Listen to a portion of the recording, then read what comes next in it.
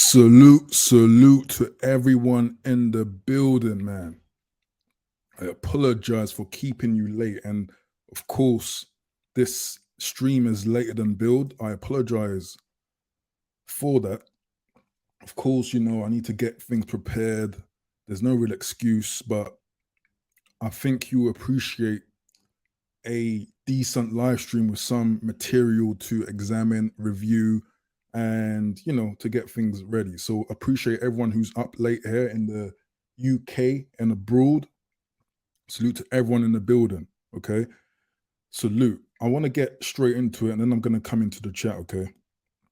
Okay. I appreciate everyone in the building. Please do like as soon as you enter if you want more people to be engaged, because it will just open up the stream to new people. The algorithm will bless it and share it. Okay. So please do that if you can.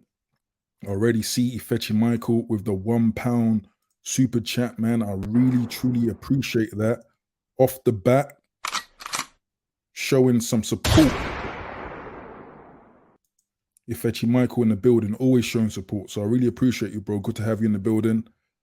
Always active in the self-refinement life refinement city. So check the description after the stream is done for more information, okay? But salute to our brother Ifechi Michael. But we need to get through a few things, man.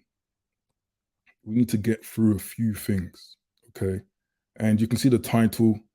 And hey, salute to the passport bros, man. I don't mean to just, use the term willy-nilly, but the passport bro movement or group, the mentality is very fitting for what we're going to talk about tonight. And of course, this is going to be a live call-in show. So if you want to divulge some opinions on this topic, feel free to hit the link anytime. It's pinned to the top.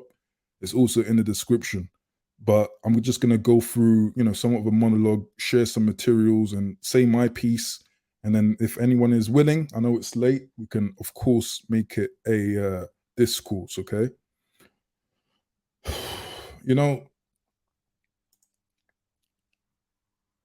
Something happens to a man when he ages, man. You kind of lose enthusiasm for many things. Personally, I don't really get triggered or surprised anymore by human beings or situations. Okay. And I think that's because I already pictured the worst thing happening, because I know human nature. I know how people do. I'm very experienced around different classes, groups, ethnicities of people. So I understand the world, So if anything crazy happened in my life, I think one that gets a lot of guys, if I caught a girl getting her cheeks clapped, right? I will probably look at that and just go, meh, I'm not surprised. It's not alarming. I mean, don't get me wrong. I'll be disheartened, right? I'll be like, oh, that's a shame. I mean, I thought, but then again, it'll be like, meh, it happens. That's just the way it is. Okay.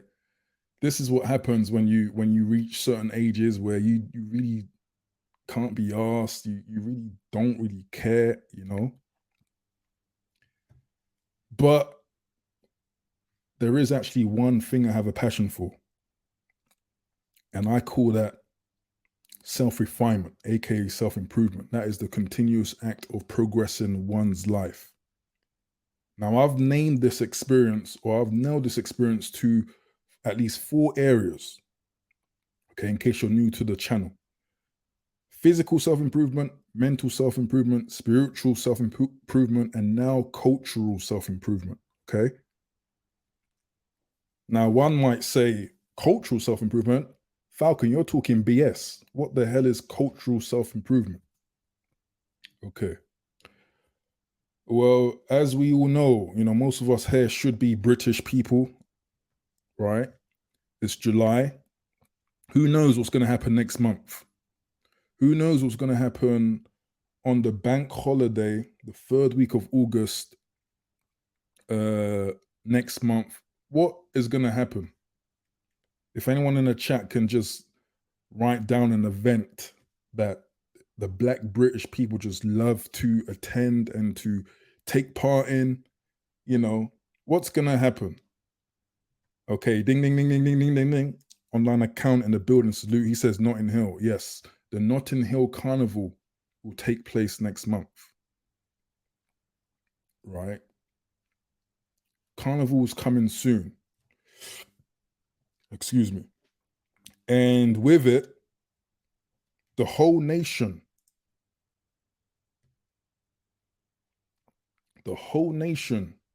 will see, look, point, and stare at behaviors that reminds all the people as to why the so-called blacks are where they are, right? And what I mean by where they are, poor, disenfranchised, STD ridden, apparently, going off of stats. The most single parent households, broken families, right? Dumb. Dumb, low IQ, poor intelligence, because according to some people, all these things should not be as dramatic if there was, fragments of a higher intelligence. All of these things are put on display in an event like the carnival, in my opinion, right? It's like this cyclical pantomime where we know, someone's going to get killed, someone's going to get stabbed. Some women with in relationships are going to be grinding and whining on random men. Random men are going to be doing the same. Someone's baby mother is going to, probably get smashed unprotected, get a few STDs. Maybe another bastard child will be conceived, and here we are. Right? Alas, that is the cultural self-improvement. And so here we are. Okay, here we are. And we have 2 exhibits on the docket tonight that I need to go through. Personally, I'm not really watching YouTube like that. A lot of this, and salute to everyone that brings forth the information in the self-refinement city. My brothers in the city brings up to my attention. I don't really, unfortunately, I know it's probably not a good thing for me as a content creator, but I don't really pay attention to a lot of this mainstream stuff, right? So it's not really something that I normally address, right? But again, linking with the passport bros is very, very pertinent, and it's it came at the right time. Again, the prelude to carnival. Okay, so we have 2 things that we need to really exhibit, and we need to break down and discuss. But I won't label before you too long. I know it's late and I want people to have their say, but I'm just going to show you a few things as to what I'm talking about when I mention cultural self-improvement, why we need it, right? Okay. But before I go on, man, let me shout out to everyone in the building, man. I really appreciate everyone. And my brother KB Jones has come through. KB Jones, if you don't know, is a brilliant British-based content creator, man. So I really promote his channel. You need to go and check it out and subscribe and check out his videos. Really raw, relatable topics being discussed at KB Jones. So do check it out, man. He comes through with the 199 super chat. He says, blessed to Sir Falcon, blessed to the chat. Absolutely, man. Bless up to you, bro. Good to see you in the building. And I hope you're doing well. All right. Check out KB Jones in the building. Good to have you, man. I really appreciate everyone. Who else is in the building, man? We got online account in the building. Salute to you, bro. Good to have you in the building. We got Jerry Manning 1 in the building. Salute. We got Moonshine 99. I really appreciate you. We got Captain Toaston in the building. Salute to you, bro. Good to have you. We got Smooth in the building. Salute, bro. We got Billy the Goat, another content creator. Go check him out as well.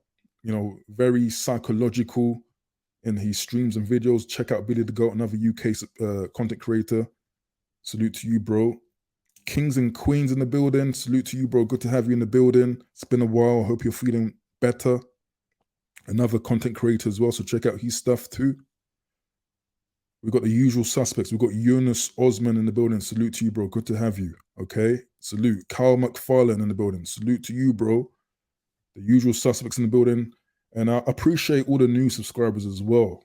You know, for some reason, even while I'm not making content, it seems that my channel also gets its growth. You know, people are still watching, I believe, the evergreen stuff, the stuff that keeps being relatable, right? So I really appreciate that. Again, it's my birth month, July, so I'm really trying to, it's looking like content every day. So, you know, just to pick up steam and to get back to where we were this time last year, right? But salute to everyone in the building. Okay.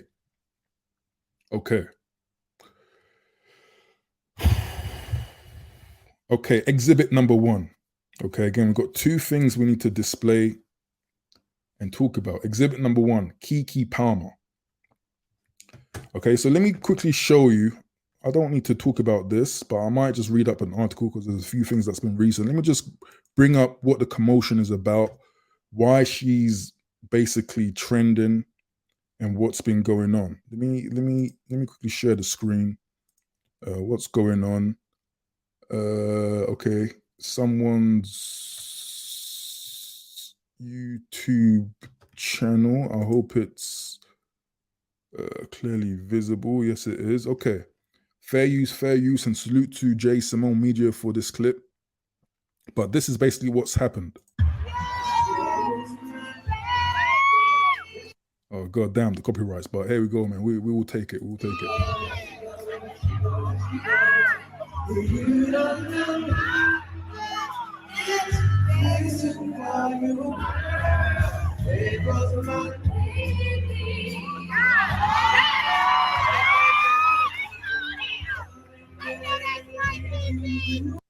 I mean, right now, nothing looks out of the ordinary, doesn't it? It looks pretty, you know, Usher's just serenading, you know, this woman. It looks harmless, right? It looks like a woman who's met her childhood idol, right? And, you know, they're just having a good time, right?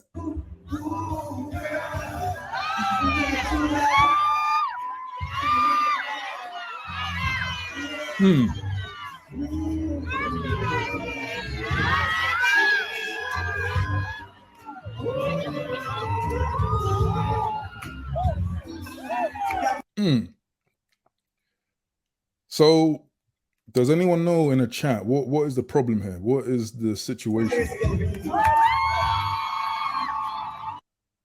What is the problem with this?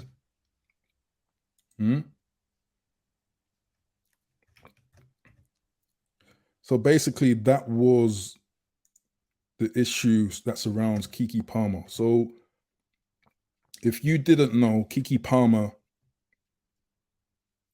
is basically is in a relationship. I think they broke up now, but she's in a relationship.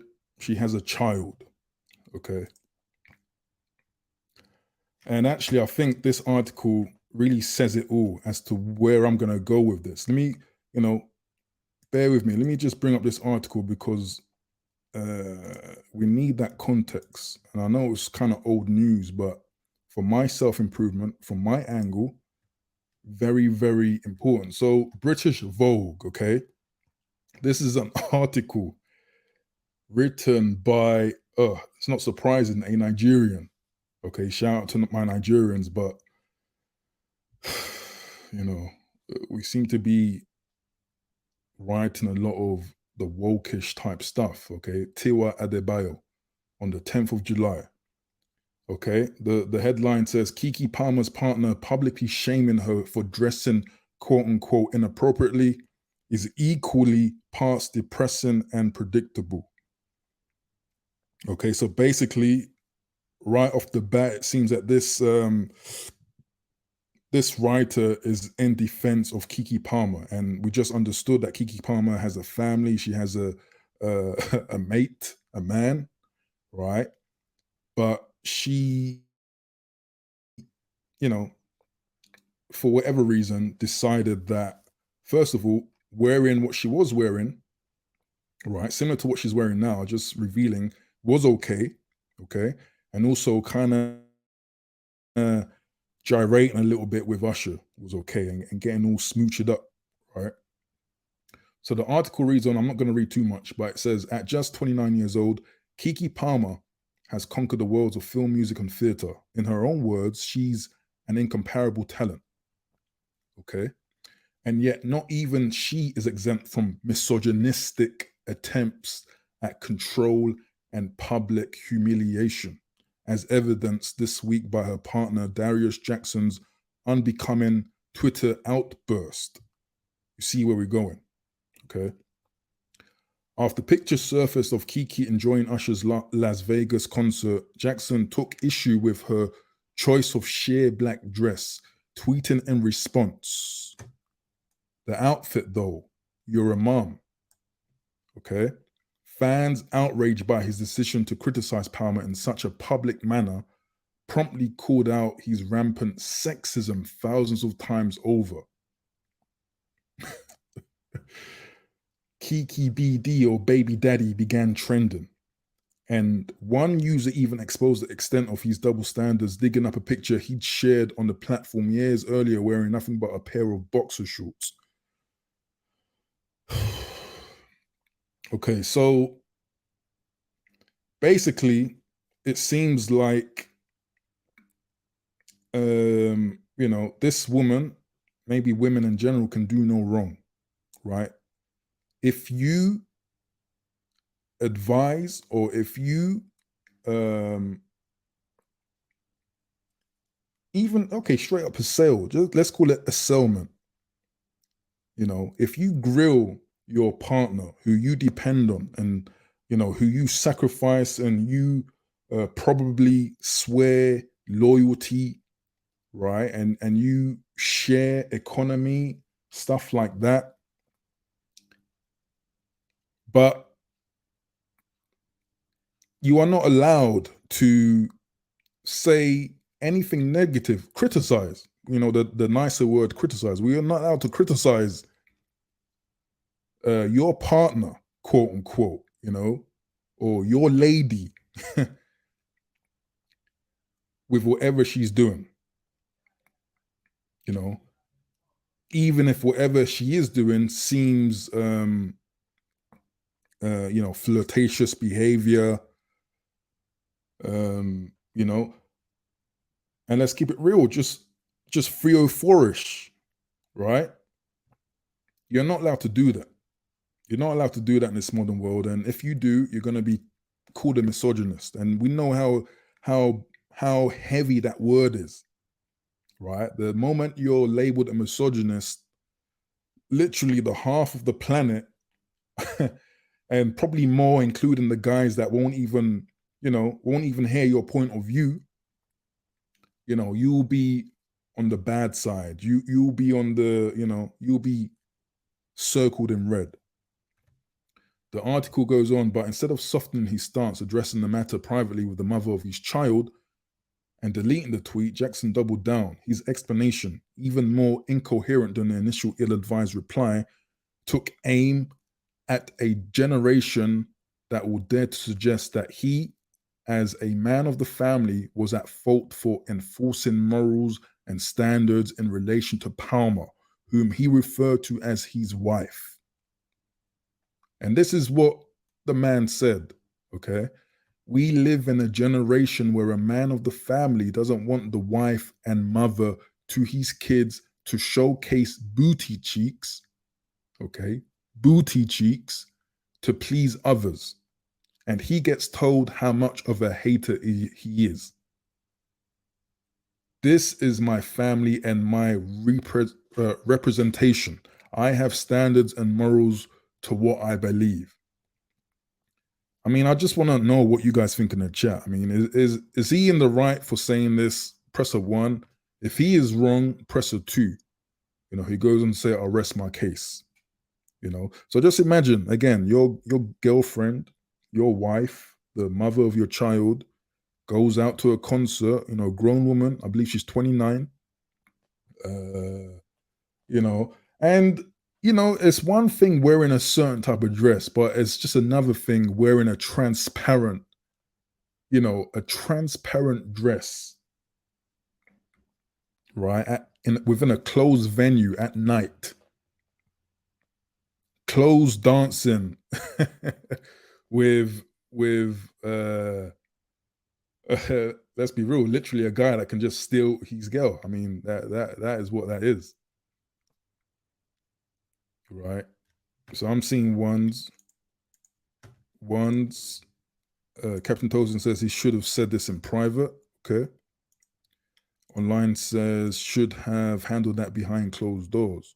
Okay, those are fair critiques, I think. Yeah, the moment I did see this, I did think that was a kind of simp look. This is something that you're either in control of or you're not. I don't think that this woman, this is the first time she's been acting like this, and I'm sure he's probably been aware of it, but this is probably the final straw, you know what I mean? The last stand, right? Probably got into his gut, like really got him in his feelings, you know? So, I mean, I don't think I need to read more about this, but this is what we're dealing with in the modern world, right?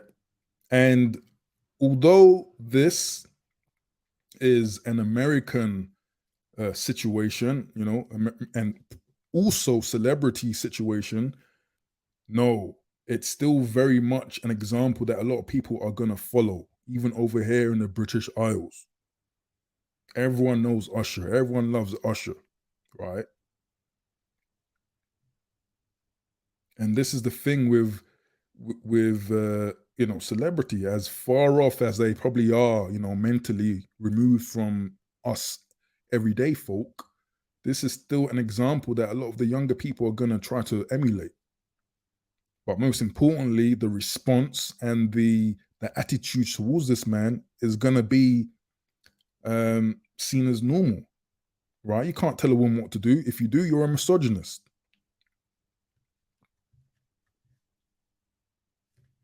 You know, Kings and Queens says modern women don't want to be safeguarded.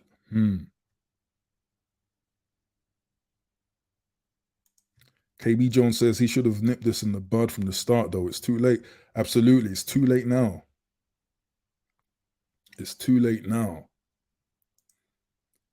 One thing I want to say about this is where are the pro wax? I'm sorry, the pro blacks. And this is this is basically what I mean. I make little comments here and there in the past. I make content like this talking about it as someone who is, I believe, of higher intelligence. You might surprise some of you, but yes, someone of higher intelligence, meaning that I can rationalize things and I can think things through.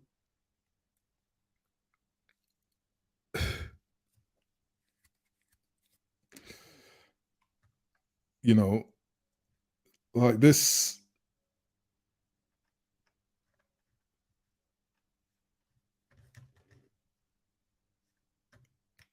Sorry, 1 second. I just had a, I just had a little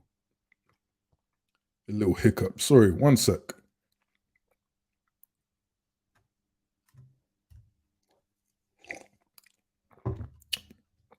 Sorry, just spilled my drink over here, man. Talking about intelligence, man.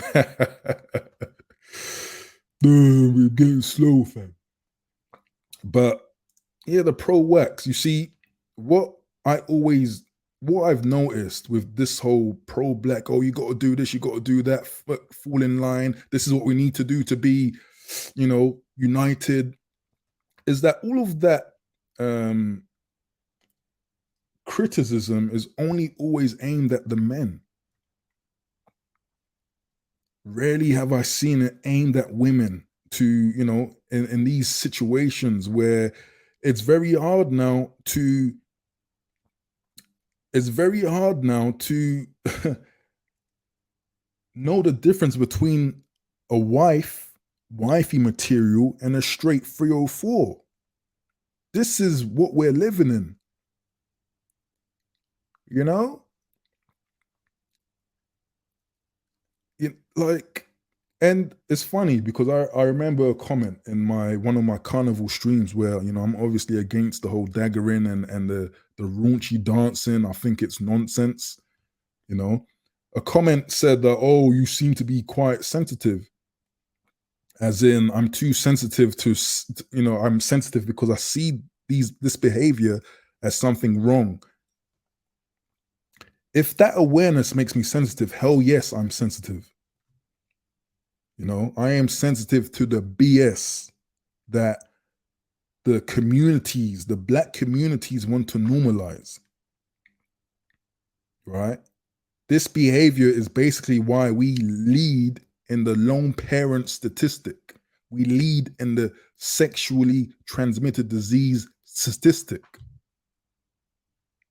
You don't have to be intelligent to read between the lines to understand how that could come across, or how that could be. you know and so, like I said in the opener, man, I might not be passionate and I might not get triggered about many things, but this is just one thing that I just always have to address, you know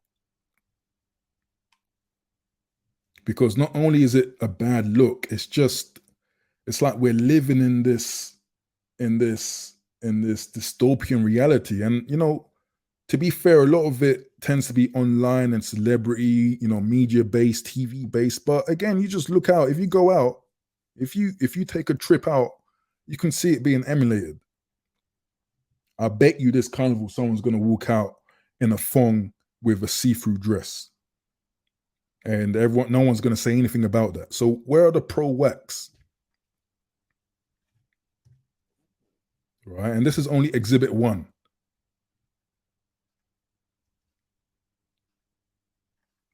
You know what I mean? But like the stream, if you're feeling me, if you understand what I'm saying, so I was called sensitive. Hell yes, I'm sensitive, man. Hell yes, I'm sensitive. And I'm sure this guy was called insecure. Hey, listen, this is something that I've been meaning to say. With all that insecure, you're insecure, that shaming line.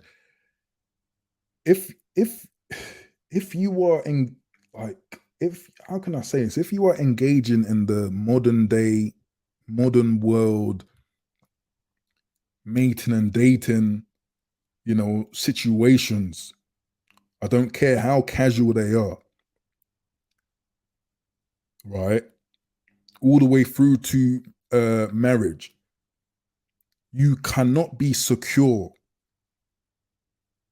Like, let me say that again. Like, if you aren't insecure with the way things are going and the way things are with all the social media, all the interaction, this defense of basically whoredom, if that doesn't make you feel insecure, something is wrong with you, man. Something is wrong with you, or you just enjoy the kind of the cuckold lifestyle, because you can't be comfortable while these things are happening in your community.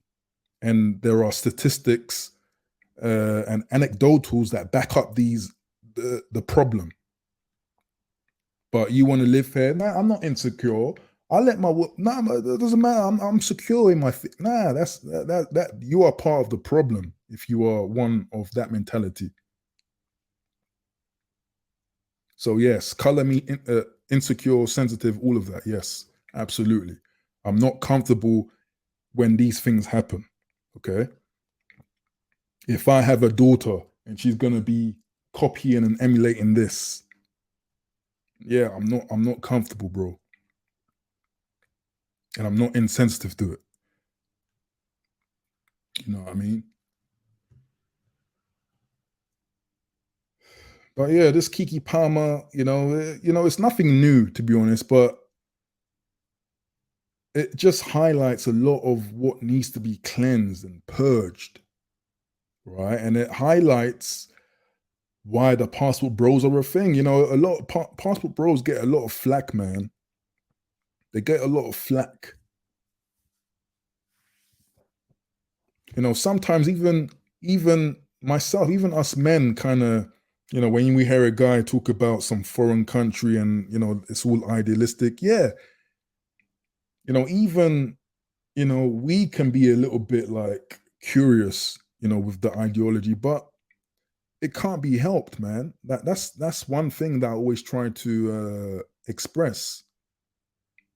All these movements and all of this, people going their own way and monk mode, and all of this. There is a reason to it.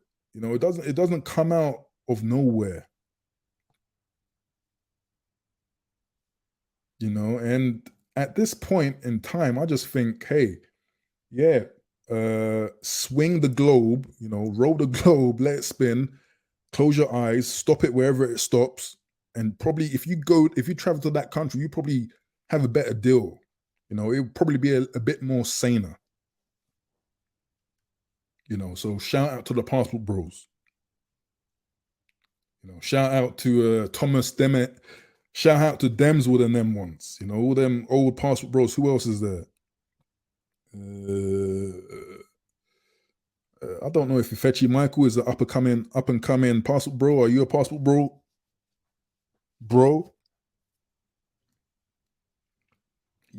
This is why all of this happens. And people, the modern people, the so-called modern people in the West want to shame these guys. Oh, you're traveling, you're gonna be doing grimy stuff over there. But then at the same time, they will be defending this type of behavior. Right? It doesn't make sense. They'll be defending this type of behavior. Let's just one more.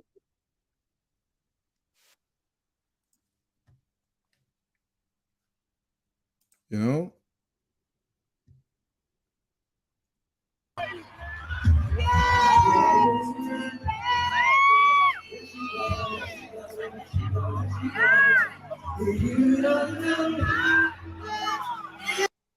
again, on when you don't have the what do we call it? Without context, it looks like harmless fun, doesn't it?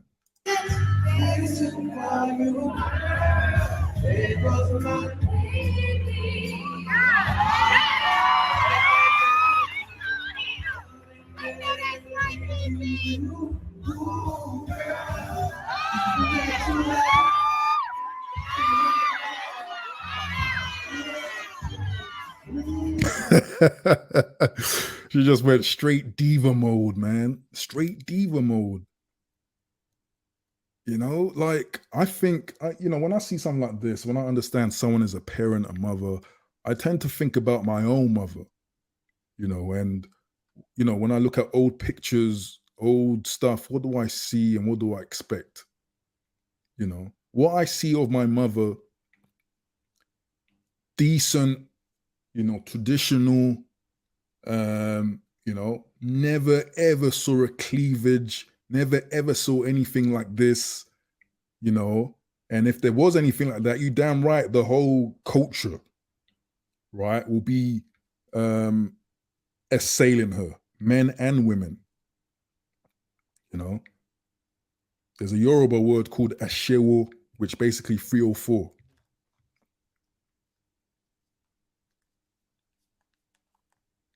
But again, and in today's world, you can barely tell the difference between a street walker, a night walker, and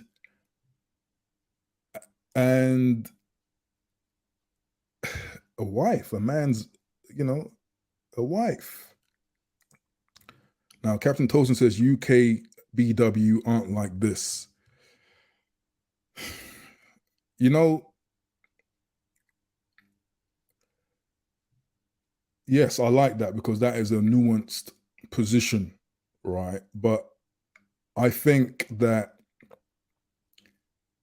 if you go to concerts or if you go to music festivals or if you go to something like the carnival, you won't see anything that's too dissimilar from this behavior. You know, as in people's wives, women, whatever, mothers out here doing this. I mean, there's been tons of footage from last year's carnival of women, and I hate to say it like that, but men are out here as well doing some crazy stuff, but women just doing things for the video, for the footage. If I remember correctly, I think Wim did a video on one of them, which was kind of popping. Twerking, bum to the journalist. Like, no, we can't. British aren't exempt. Even African aren't exempt now. Like the same disposition can be found here now at this point. Like the influence is just so much. Right. But that's just exhibit one. Salute to everyone in the building. I know I'm probably long with it. Oh man, damn, it's 45 minutes in, and I said I'll keep it swift. Okay, this is only exhibit one, and I still have exhibit two. Again, if anyone wants to chime in, you can do so at any moment in time. Links are there. If you want to say your viewpoint, right? Towards the end of my little monologue, I'm going to give you some solutions, okay? Quote unquote. But that's just exhibit one, the whole Kiki Palmer. And again, it's not surprising to me. That behavior is not surprising. But what is most so important, and again, talking about this Vogue article, British Vogue, you have a British Nigerian woman all like defending this, right? So again, we want to say UK people are different, but you've got people in positions, like in invisible power positions, defending this behavior from across the pond. That basically means that this mentality has infiltrated the UK too. Europe as well. French will be the same thing. I remember one time, man. Damn, one time I was I was in Sweden in a very rural area where, as you expect in Sweden, in a train, right? All you would expect, what would you expect in Sweden in the rural area? You know, blonde, blue, green-eyed people just yeah, yeah, yeah, yeah, yeah, yeah, harder, harder, yeah, yeah, skiing and the cheese and all of that stuff. In the next carriage over, I was hearing someone just basically in the language calling someone a big N word, a big N word. And obviously over there, the word's probably not as impactful. So they just say it casually. And when I peeped over, lo and behold, it was one black woman surrounded by white girls, looked like late teens. You know what I mean? So the influence, the infiltration is very much there. I'm talking about rural Sweden. Do you know what I mean? But that's just exhibit one, man. Exhibit one. Let me quickly sell through. We've got Kings and Queens in the back. So I'm going to hopefully bring him on and hear what he has to say. And I'm sure he has a lot to say. Salute to everyone in the building. Please like the stream. Hit the sub if you're new. Rebrands, Falcon Swoosher nigga. It's very hard to say that surname with a straight face, but yeah, Falcon Swoosher nigga, if that's how you say it. But exhibit two, okay, exhibit two, we're going over to Miami now. Okay, we're going over to Miami, and of course, over in Miami, we have a brilliant podcast. Whether you like them or not, very polarizing individuals. But over in Miami, we got the Fresh and Fit podcast, right? And again, this is a channel that I don't watch, and that's not cap. I seriously do not watch this channel. Like all of the kind of RP, the like. To be honest, man, I've leveled up to the point where, it's just not for me. I don't need to hear the information. I'm not interested. I don't need to. It's all regurgitated stuff at this point for someone like me. But again, I'm an older guy, and I've been in these spaces for quite some time, so I get it, right? But over in a Fresh and Fit podcast, this happened. Let me bring it up. Where are we?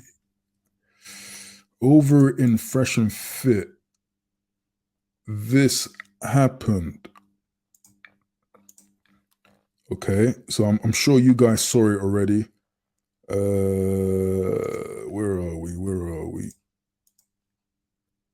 Fair use. Okay, this is just a clip of basically what I'm going to talk about. Fair use. Wow. I hope so. Do it.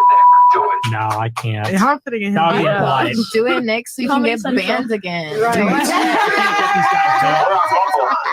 Rumble. You can say it. Yeah. Say it. Come on, man. I want you to say it. Oh, For my real. God.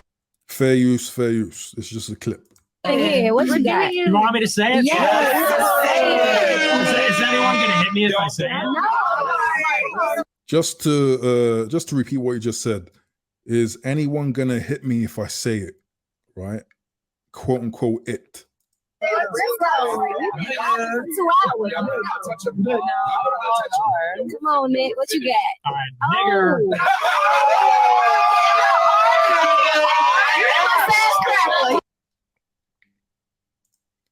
So that is what was going on over there in Miami Fresh and Fit podcast, okay?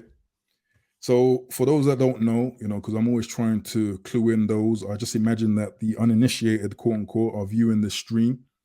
That gentleman in the middle of surrounded by all those seemingly black women is a man by the name of Nick Fuentes. Nick Fuentes is an American white supremacist, right?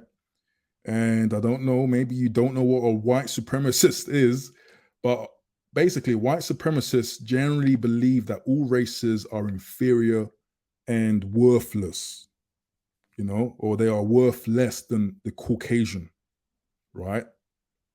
But particularly the black people, they are very much on the opposing side of that spectrum, okay? Right, so that is who that man was, okay? Now, again, like I said at the beginning, I don't easily get triggered, and I know that might puzzle people. Even things like this, it doesn't surprise me. I'm not afraid to approach topics that this gentleman would bring up, right? Basically, I'm not pro silencing people.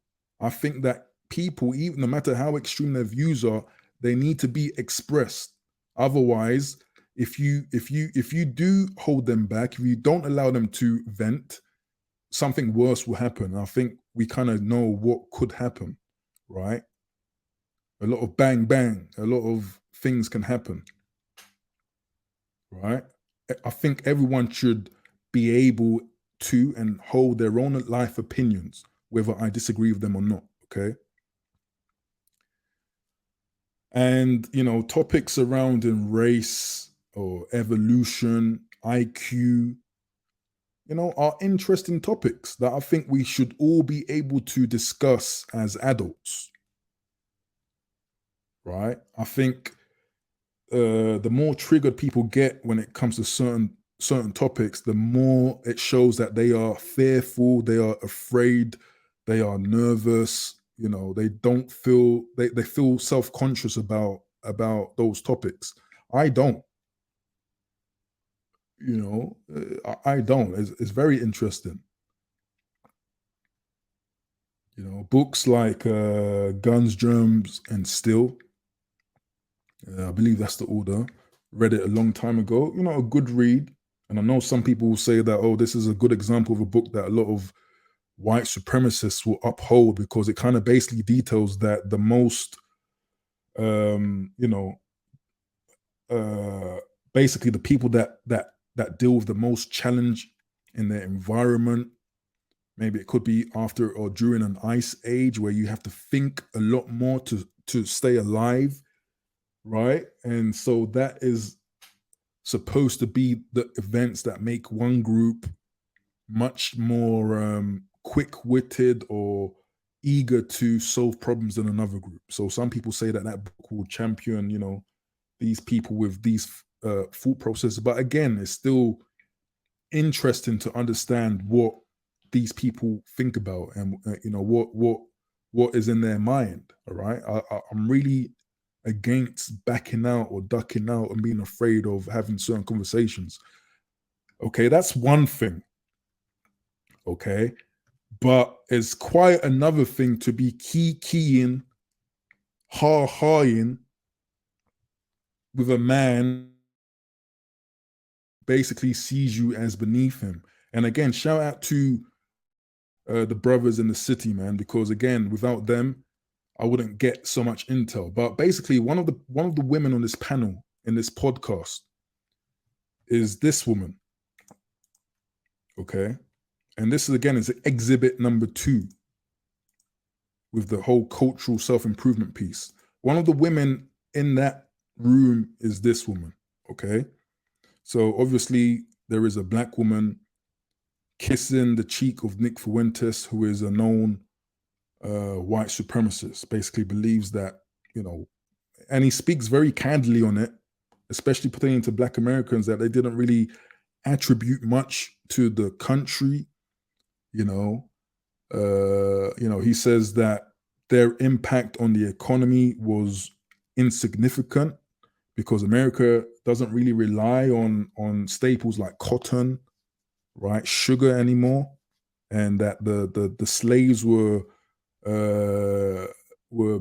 mainly based in the South, right? He's very open about this stuff. But here we have what looks like to be a black woman who should know that he is a white supremacist kissing this man on the cheek, okay? And again, for this, I say, where are the pro-blacks?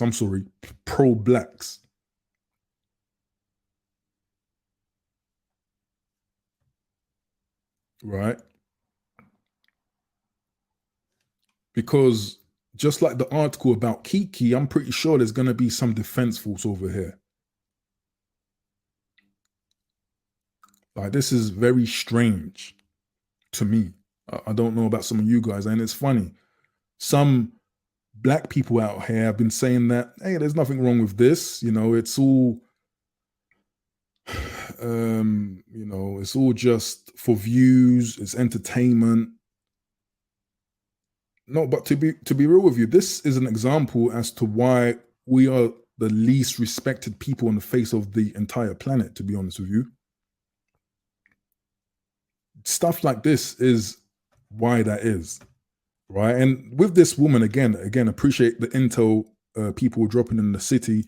The thing about this woman is that she's also seen doing this. Let me just bring it up. Okay, she's also seen doing this. Okay, now let me zoom in a little bit. Let's see. So this is something that was shared to me, brought to my attention in the Self-Refinement City. Okay, this is that woman who's kissing Nick Fuentes. She's hair in the kente cloth, the Ghanaian cloth.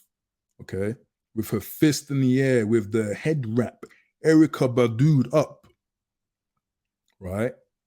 And she says, on this day of celebration, I honor my ancestors. Okay, she's talking about Juneteenth. Okay, Juneteenth. On this day of celebration, I honor my ancestors. I acknowledge our past, present, and future. I sing praises to God and dance as David did. Right?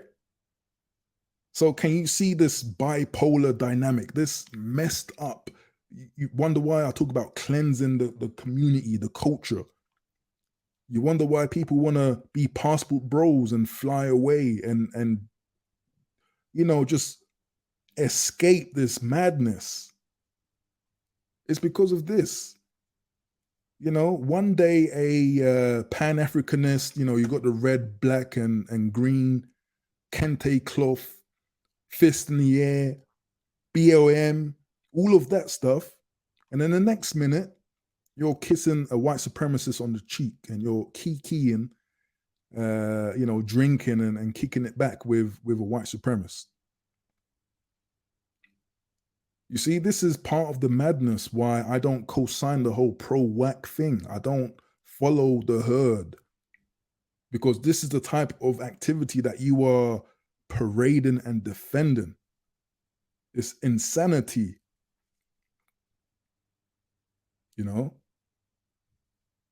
It's insanity. But yeah, someone brought it up. Sorry, man, I've been not observing the chat, but someone brought up, brought up the whole Pearl situation a few months back. Where is it? I can't see it. But yes, Pearl interviewed Nick Fuentes. And from what I remember, she said something like, slavery might have been embellished, right? That was basically the line that people lost their rag over, right? Okay, cool. And I understand, because I don't really think it's well met to have a white woman trying to cushion the effect of slavery, right? I think that will leave a bitter taste in most people's mouth. But what I realized about that situation was that instead of, the people who felt outraged, the black people going after, at the very least, Nick Fuentes, do you know who they went after? If anyone in the chat knows who they went after, instead of, rather than Nick Fuentes, who is the actual white supremacist who actually holds these beliefs, do you know who they go after? All these prominent YouTubers, all these pro-whacks. Do you know who they go after?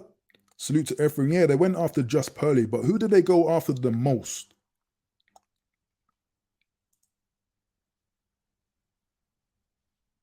Remember all that Tether talk? AO in the building, yes. Pearly, King Riches, etc. Anyone who was associated with Pearly, they went hard on. They expected them to stop doing business, stop making money. But these are the pro-blacks that are supposed to be trying to establish unity and community and peace and love and tranquility amongst black people. They don't go after the white supremacists. They go after the random black people who have a job.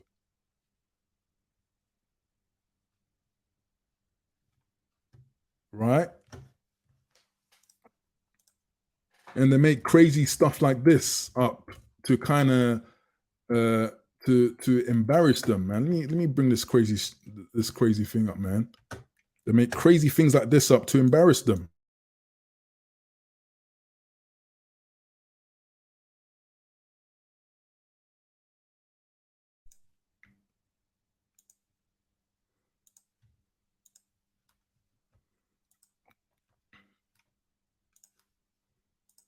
Government.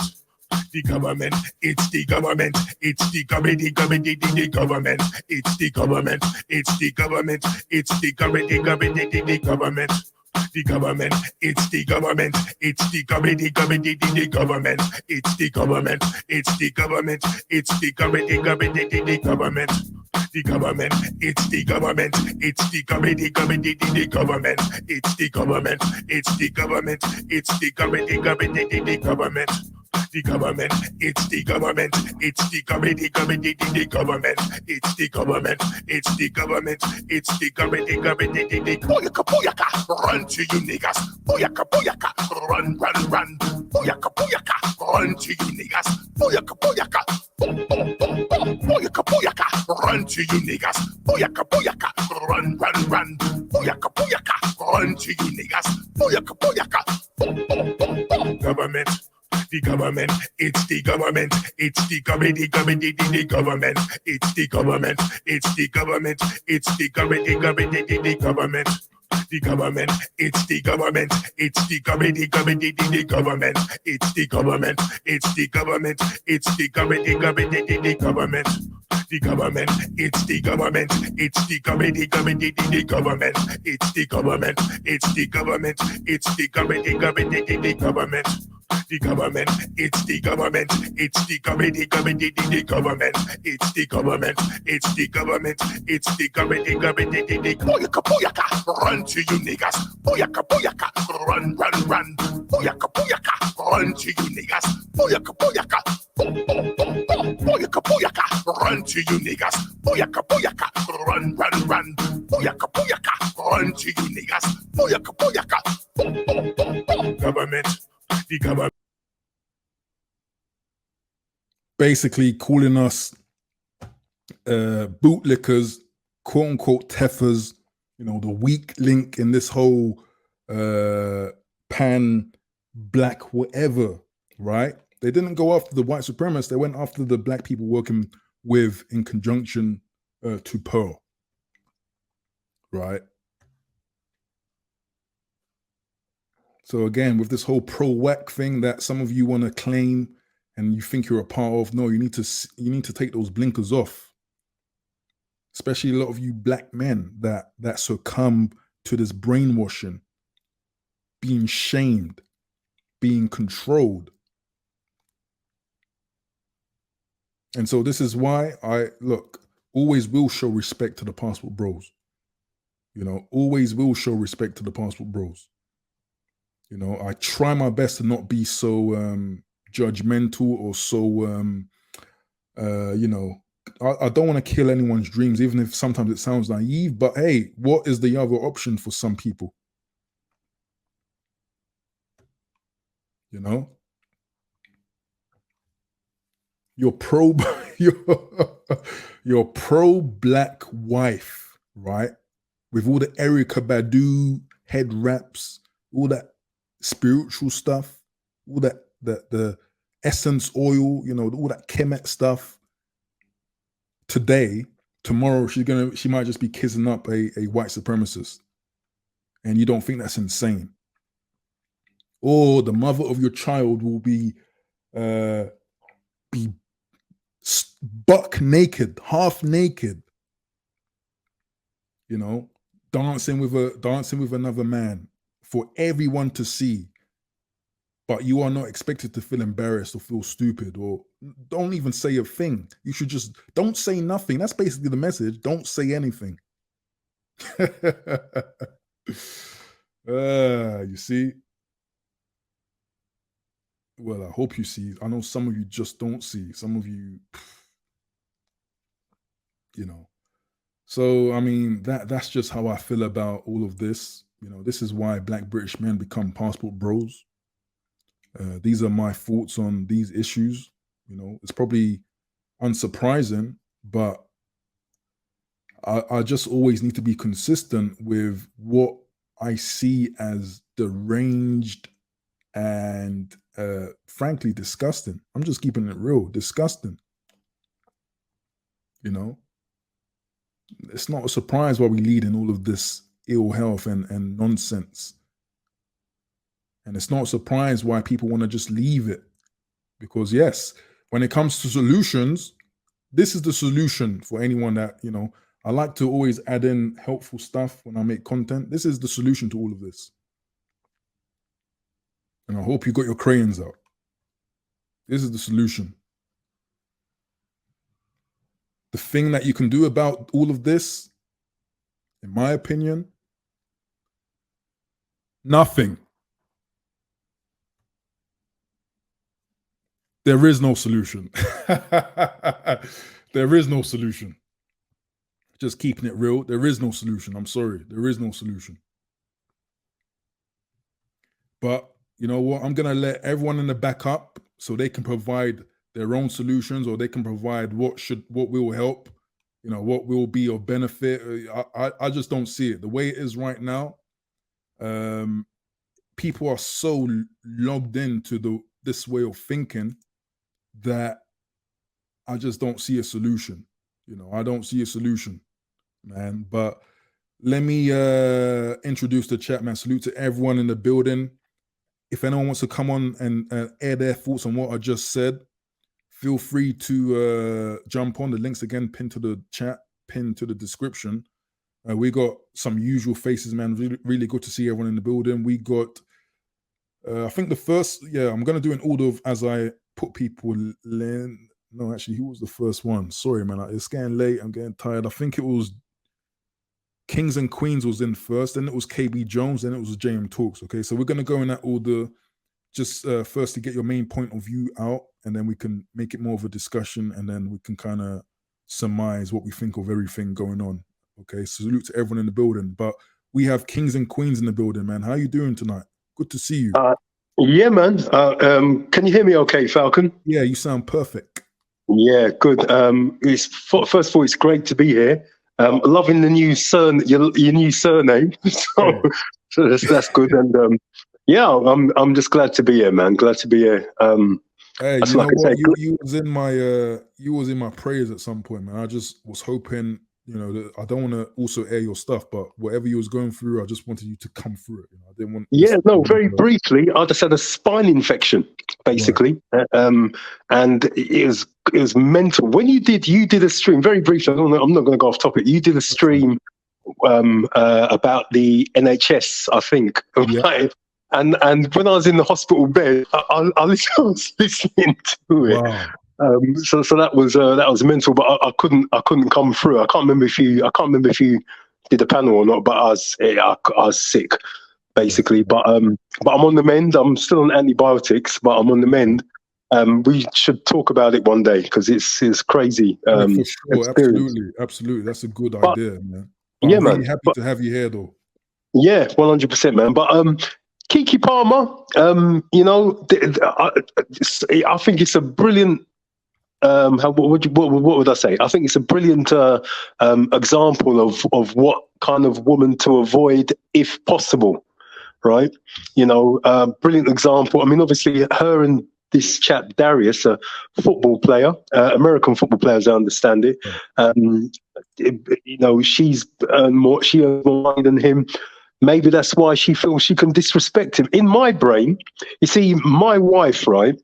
When we're going out, she would come downstairs and she would always say to me, does this look okay? Mm-hmm. That's what she would do. And then I would say no or yes, right? And I would do the same with her. I would say, what do you think? Is this all right? Does this shirt go with his trousers? I'll just do the same. You know, even if I'm going to wear it anyway, right?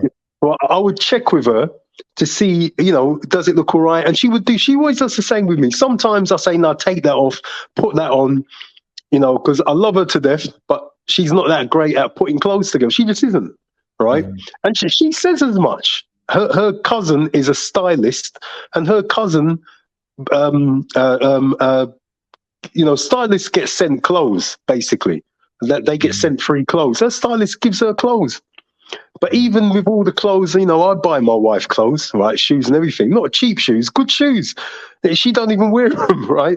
So that's what a wife is. A wife checks with her husband, or even before you even get that far, checks with her boyfriend, her fella, her guy, whatever, right? Before she goes out. But in Kiki's case, it's a case of I'm wearing it anyway. I'm going anyway. So they were having an argument before she left the house, and she went out to do her thing with her sisters, with her friends, and that's what she did. And so that was already a problem, I think, before she left the house. You know, it wasn't like, or unless we believe somehow Darius signed off on it. I'm assuming they're living together. Signed off on it when she left the house.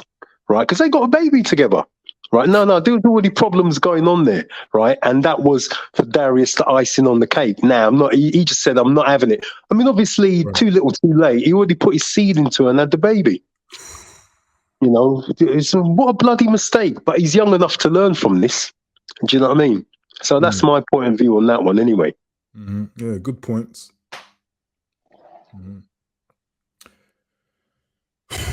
And what do you think about the Nick Fuentes and Well, first and foremost, right? You see, he's Mexican. Right? This is what a lot of people forget. The fact that this guy's half Mexican, right, and half Italian, right, and what that really means is that he doesn't fit in anywhere. That's what that really means, right? He's half Mexican, half Italian. He don't fit in anywhere. So he's the guy. The child is I don't know. I think he's in his mid-20s. He's confused. He's a confused little racist, right? Basically, he's racist against himself. This is what the boy doesn't understand, right? So he's going around. He's an articulate little fool, right? So he's going around speaking all these racist nonsense, right? That's on him, right? Fresh and Fit, right, are two stupid little fools as well. I mean, you have to say it. Just because they got a successful podcast, that doesn't mean they're stupid. Right. They got a successful podcast. They're millionaires, I'm assuming, but that doesn't mean they got any brains. It means they've got a successful. Again, look, you can be articulate and be an arse. Absolutely. Right. You can be a fool and be articulate. I've met loads of them. I dated one 20 years ago who was an articulate, immature doctor. Beautiful, gorgeous, lovely, beautiful, academically intelligent, selfish little child. There's loads of them. You could take your pick if you want. One sec. You know. So that's that. So Fresh and Fit, you know, really, and I heard O'Shea Do Jackson say that their days are numbered because, you know, if you carry on having nonsense on your channel, right, you know, it's going to turn a lot of people off, including YouTube. You know, you're entertaining little racists, little white racists. So that's as far as that goes. The black girls that kissed him and all this nonsense, right? They're young, stupid little Kiki Palmers. Right, they're laws unto themselves. No one can tell them anything. They're going to go home, and their mums, who are more than likely, you know, single themselves, are going to basically have nothing bad to say about it because they probably did the same, which is why they're baby mamas themselves. Right, their fathers, if they've got them, if they come from a house with a dad, is not going to like it, so they'll try and keep it secret from him. Right. You know, I know you had something on about one young lady who was wearing kente, I think kente with a head wrap, saying, so listen, girls, basically, one minute they got an afro wig, the next minute they got a weave. It means nothing. To most young women, Pan-Africanism means nothing. It's just words. They go on social media and then they postulate. It doesn't mean Pan-Africanism means nothing. I know a lot of people use the American term, a new term called pro-black, which I never heard of until I came into this space. But most of these little black girls, basically, that say they're pro-black, it doesn't mean anything. It literally means nothing. Juneteenth. I only heard about it the other day. Apparently, it's a southern thing, holiday in the south, but nowhere else anyway. In one or two states or something like that. Right, people use it as an opportunity to have a holiday, right? It doesn't mean anything apparently outside of the South anyway, right? So you see, Pan-Africanism, right, has got a long 150-year history, right? It's not limited to blacks in the West, right, or pro-blacks or men like Umar Johnson and the baby mamas that love him. Pan-Africanism isn't limited to that. The problem with Western Pan-Africanism is that it's infiltrated by feminists. Feminists basically run Pan-African organizations in the West. This is what no one understands. I know because I've been there and I've watched them and listened to them. A feminist who parades as a Pan-Africanist or pro-black will have nothing really to say about those little black girls kissing Nick Fuentes, the Mexican. They'll have nothing to say about him because they're torn. They want the little black girls to do what they want to do, what you like, you know, the old Digital Underground song. They want them to do anything they want, right? Because really they're closet feminists. But they need to say something on top of it to still keep the charade of being a Pan-Africanist, or which basically is totally contradictory, right? So the reason why Pan-Africanism in the West is completely stifled is because it's infiltrated by little black and older black feminists. It's the same reason why the black church is nowhere, because black feminists have taken it over. But if you go outside of the West, it's a little bit different. But we've only got this example of Pan-Africanism to look at, and it's nowhere. It's rubbish. It's just Umar talking crap. That's basically it. Strong points, kings and queens, man. Strong points indeed. Salute to kings and queens returning back in the the self-refinement citadel. Salute to kings and queens. I think next up came through was KB Jones, and then after that we'll go to JM Talks. But KB Jones, man, good to have you in the building. How are you doing this evening? Mic check, 1, 2. Mic check. Am I good? Mic is perfect. Good evening, bruv. Good evening. How are you? Good evening, man. I can't complain, man. How you been? You been good? I've been all right, bro. I've been all right. I've got a bit of a cold, so I'm a bit froggy today. Oh, sorry to hear, man. Nah, it's calm. It's calm. It's calm. Big up to the Funny chat. enough, man, I got that Vicks inhaler right next to me. Just yeah, bruv. Me too. I feel like a fiend taking that, just like, wow, what's right. So these two situations that just throw you out in the air, But so of Keke Palmer's, man, what do you make of that situation? Okay. All right. The article that I read out, does some of it make sense, or is it just ludicrous? Like, what are your thoughts on the Keke Palmer situation? Okay, all right. I'll start this for an open, and obviously as we do more rounds, I'll go deeper when it's my turn again.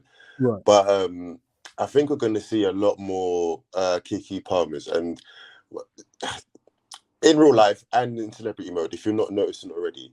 And they're mainly going to be our age group, millennial age group, people that are late, coming out of their 20s, oldest gone into their 40s, because I believe we're the most sort of societal influential group, people that were born between late 20s and 40 years ago, right? Which is our group.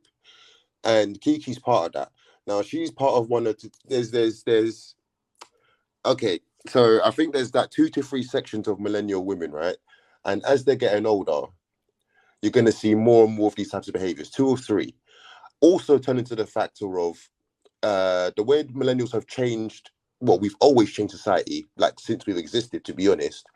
The whole concept of turning 30 and 40, the whole concept of 40 is now changing to the point where it's not even though it is middle age, and that will never change, obviously, chronologically, but it's not considered old anymore, right? For better or worse. Now, also amongst that, where I mentioned the millennial women, is that Keke Palmer's of the millennial women that were good girls, right? That were good girls. So I'm 37. So people in and around my age group, and even younger, and again, even some Gen Xers actually as well, probably know some of these girls.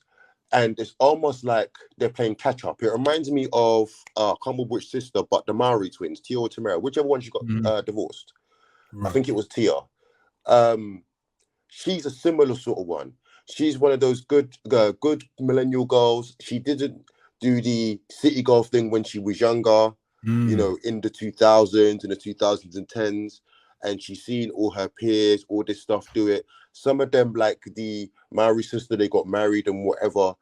And now, I think I put in a chat earlier, now they're outside. Keke Palmer's another one. She's just a younger version. It's like now they're outside. That is a daunting point, because it's like, okay, we all hear the phrase choose right, pick right? Now you're going to pick right. You're going to pick the good girl that wasn't out in the streets, right? But then all of a sudden they hit 40, middle age, and they get that probably middle age crisis, and now they want to parade themselves on the street. Well, yeah, because imagine, like, let's say she's turning 40. So since what, 2000s roughly? Let's just say 2000. She's been seeing girls, hot girl summer and up, even though it wasn't called that back then. Since then, and she's seen it all gone past. She's been the quote unquote good girl, and the whole thing as well, because as well, and it's, if we're going to specify black women, because we've got a black woman in this case, our black women, they don't always look their age as well, but it's this whole idea of, because you don't look your age, you must act you know, what you look, which is not necessarily appropriate. You're going to get more of these, you know, the so-called good girls that were like, no, I didn't get to go out and shake my batty all summer. Do you know what I mean? And then you're going to get the other section. Like I said, there's 2 or 3 sections. You're going to get the other sections, which they've been doing this the whole time. Their mum did this the whole time, or their aunties were always like this. All their peers were like this. All the women were what you saw Kiki doing. You can't tell them nothing. They've been doing this since 92. Do you know what I mean? You ain't telling me nothing. They're gonna carry on. So in terms of that, what do you mean you can't tell her to dress how she wants? Like, because what makes me, I don't know if some of the people that report on this are like born in the 2000s or something, because sometimes with some of the outlandish reactions, like for example her outfit, it was completely outlandish. I'm sorry, my woman's never gone like that, and she does. It's a serious problem, trust me. I've seen women go out like that since mid 2000s, 2010s in certain times go out like that. Do you know what I mean? Don't get me wrong, it's the same shame. It's the same, you should be going like that anyway. It's highly inappropriate. I've been seeing that for a while anyway. So some women are going to carry on. Who are you? And obviously it's the main pushback in terms of the men is from black men. And obviously it's going to be that, who are you? Because you know how they look at us a lot. They consider us boys. Who the hell are you to tell me anything? So that's another one. So especially in someone like a Kiki, you see certain women, especially Keishas specifically, they're the sort of ones that will be the bad influence to a Kiki Palmer. She'll be like the good girl in the group. Do you know what I mean? And all the rest of her friends are the hoes. And then as soon as she starts to go towards their sort of ways and kind of, you know, as far as they're concerned, find the light, and, you know, because the way they're reacting to the, you know, the way the boyfriend reacted and the whole general reaction is like she's being constricted. No, we're saying don't be a hoe. And you know what? People need to be careful, right? And I say about millennials, because the men are going to do one or two things. One thing's happening already. They're saying, fuck it, I'm leaving. Say they're getting their passports, or they're just generally just checking out, right? Or the other thing is that they're going to lean into this idea that a lot of these women have of let them be free, let them do what they're doing. Which, if more men lean into that, bear in mind, and I can say this for a lot of them, the differences between a lot of us, the older and millennial men, is that a lot of us did our hoeing around when we was younger. A lot of us are now settling down, hence you hear so much of us complain. If we say fuck it and be like, okay, you know what, we're gonna go your method, fuck it, hoism it is, it's gonna be peak for them. Because if the guys that remain, that haven't checked out, that haven't flown out, say, okay, do you know what, playing your game, host for everybody. We know in the grand scheme of things, I know people say, quiches and hoes and whatever are winning, but if men and en masse was like, okay, fuck it, we're just going to screw, let's not take it serious, everybody knows that women are going to be like, hold on a minute, why have none of you taken us seriously? It's going to happen.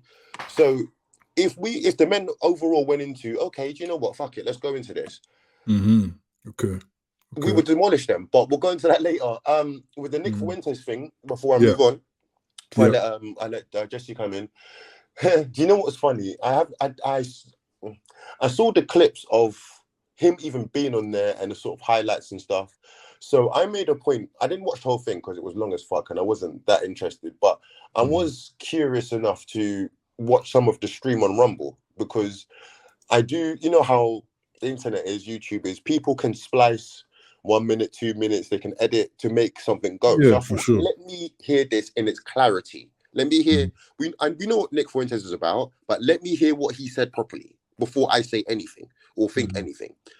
Now, what was funny is, and I think everything and everyone else says, I couldn't believe the black women were so calm, they were so, but something he said early, which was very key, right? And I noticed, I don't know if it was deliberate, it could have been, but either way, him dropping this early, almost like a disclaimer, settled them for the rest of the stream, no matter what he said beyond that, right?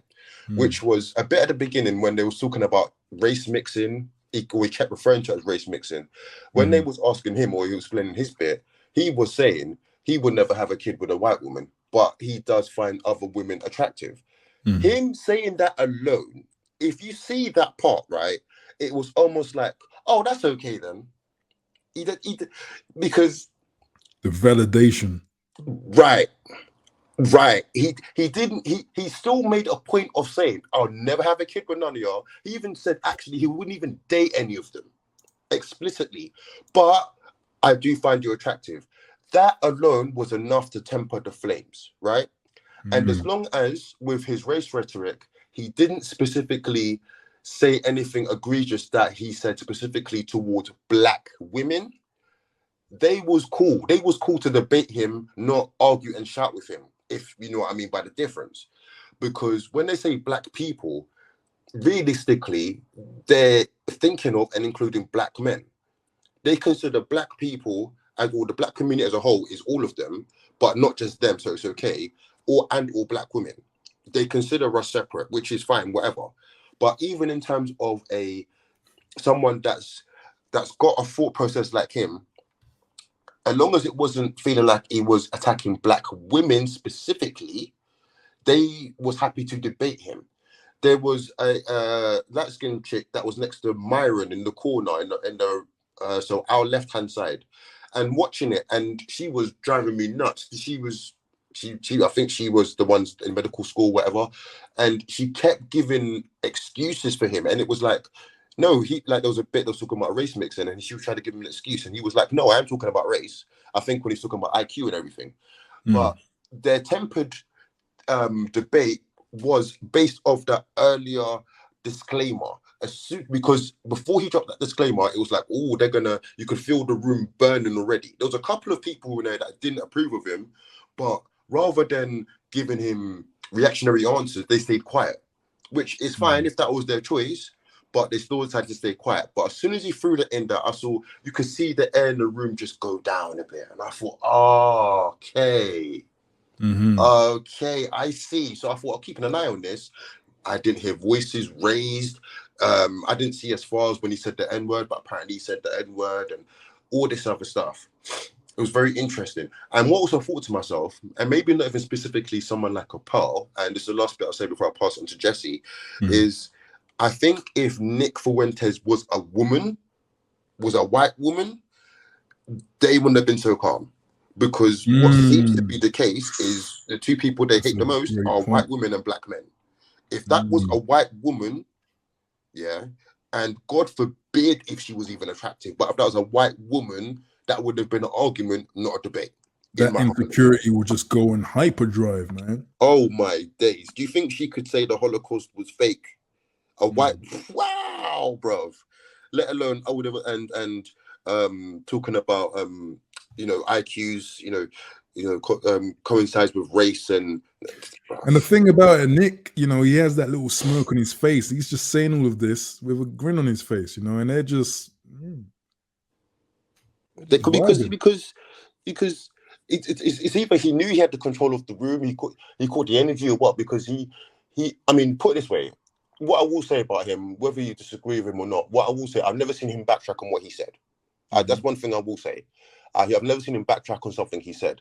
However, I agree with you. I saw that smirk on his face, and he's like, "Yeah, it was almost like this is too fucking easy. This is, there were certain points where he wasn't even talking, and the women were debating their points, that the point that he brought up between each other, and it's like, yeah, this is a joke thing."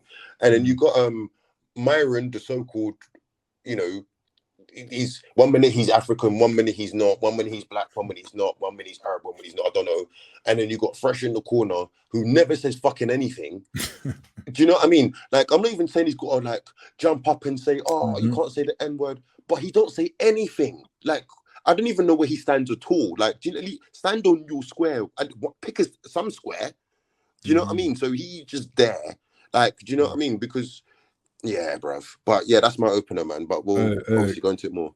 Yeah, great points, KB Jones. Great points from KB Jones, man. Good to have him in the building. And last but not least, in the first round, we got JM Talks in the building, man. How you doing this evening? Sorry for the wait as well. That's all right. Yo, can you hear me? Yeah, sound is good. Hotep, man. Hotep. Yeah, pan pizza, isn't it? No, not Pan-African, pan pizza, man. Is that deep pan or what are we talking? Not Pan-African, pan pizza, because we don't even know what it is at this point. Like, what I heard is just crazy. Okay, They so I just don't need want to to. throw you in, but you know, if you just want to take it where you want to take it, go for it. But yeah, the Kiki Palmers, what do you think about that? And then we can go on to the Nick Fuentes. I just think relationships of people in the West is it's done. It's a wrap. Oof. The reason why I say this is why I say KB Jones is lucky. He got away from the wave before it started. Right, I'm 31. Yeah, so I'm at the beginning. I'm at the starting end of it. Right, and obviously, Kings and Queens. He's not part of that generation, so he don't have to deal with it. All I'm saying is the rap. I understand now why people are getting their passports. I get it. It's a wrap for healthy relationships in Western civilization because social media has done a number on their brains. I would say the expectations and the work you have to do, right, to just be an average person and still not get play, it's just ridiculous. Like, and the reason why I know this is even how I see certain people moving in, say, 2022, well, 2023 now, to compare, say, even 5 or 6 years ago, it's an absolute mess. As in, it's it's accelerated in terms of the degeneracy. Is that what you're saying? I think TikTok played a major role in that. Play a major role in that. That is a good weapon from China. Yeah. I warn people about that, but you know what do I know? I'm just a badger. So it's not looking good. And this is why you have what's his face, you know, getting even into the self-improvement thing, right? There was an interview which was very, very telling of the times, right? It was between a guy called Chris Williamson and a self-improvement guru called Hamza, right? Now, Hamza, obviously people know a lot about Hamza. There was one podcast, right, that literally, because I've been there, I've been in the dating market and so on and so forth, right? I've to be honest, I've completely checked out. I'm just working on myself. I would say that it is true. You have to be that top 1% guy, and you just literally have no choice, but you can't be slack. You can't be the average guy anymore, right? And the reason why that is everyone's got social media. I did a live stream. I did a video talking about how social media impacts mental health, right? People should go and watch that. And this plays into exactly how it affects relationships, right? You can't be average out here. Like for me, for instance, right? My last relationship was about 8 years ago, right? And from there, I said, yeah, I'm done, right? And I've been in a few relationships before that. And the thing is the amount of work you have to do compared to the return. And you also got to take into consideration, at the time, I was a good looking 6'3" in shape guy, right? And was attracting mids. So, and this is someone who was ambitious at the time, getting their shit together, in shape, good looking, dressed well, all that shit, right? And it is literally very hyper competitive. And now I understand why people are now traveling overseas and saying, you know what, this is too much, right? That's a great point. We're gonna thanks for bringing that up. We're gonna delve deeper into that top 1% stuff in a second now, but good point. But yeah, that's just really all I got to say. Because I don't want to babble on too much. Okay, so basically with Kiki, it's like it's making it look daunting to have healthy relationships because of these examples, right? Is that generally? Yeah. It's a rapid. It's not even just Kiki Palmer. Like there was a man, I forgot his name, very high profile guy. Literally just I think it was in the States, just literally having standards, and he's being cancelled for it. Right, and yeah, this may be in America, but yeah, this is happening here too. You can go on King Richard's podcast, same shit. even the observations that I see in the street with the young, like with the younger generation, it's just unrealistic. Oh yeah, man, you're right. I forget about King Richard's podcast because I mean now he's literally doing what Fresh and Fit do. So it's like you can see it, you can hear it. You can I remember one time when I don't remember who this person was, but some little short woman was basically cussing him and walking off. Like I don't know if you remember that. And then I think O'Shea did a response, but you know, basically seeing ratchetry with a British accent, it's like it brings you back to earth to realize that hey, it's not just an American phenomenon. It's more close to home than we think.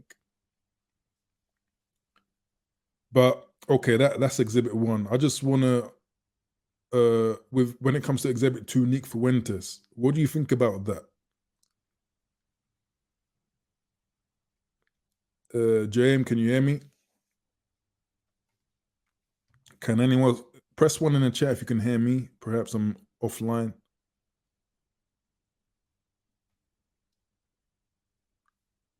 Damn.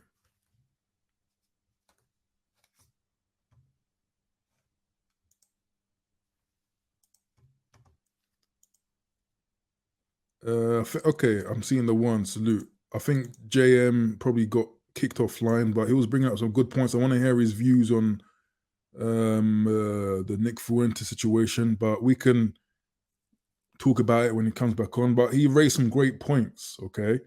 And, you know, we've always heard about the top 1%, you know, just be Chad, Tyrone, Giga Chad. And I want to ask the panel, man, because, you know, of course, we're talking about Keke Palmer, and that is like, you know, the negative stereotype of Black women in the modern Western world. But is there any truth to this top 1%? And is it really talking about what Black men need to become to have basic healthy relationships? Does anyone agree with what James said about the top 1%?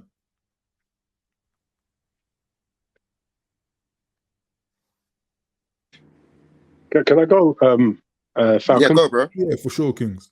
First of all, yo, to KB and JM, I haven't said that. Apologies. No, big up, bro. Big up. It's cool. Big up, bro. But yeah, I mean, you know what? As far as I'm concerned, right? As far as I'm concerned, the top 1% is the top 1%, right? So I think it's worth totally forgetting about it. What men should do is basically understand whatever, you know, understand the purpose that you've got for your life.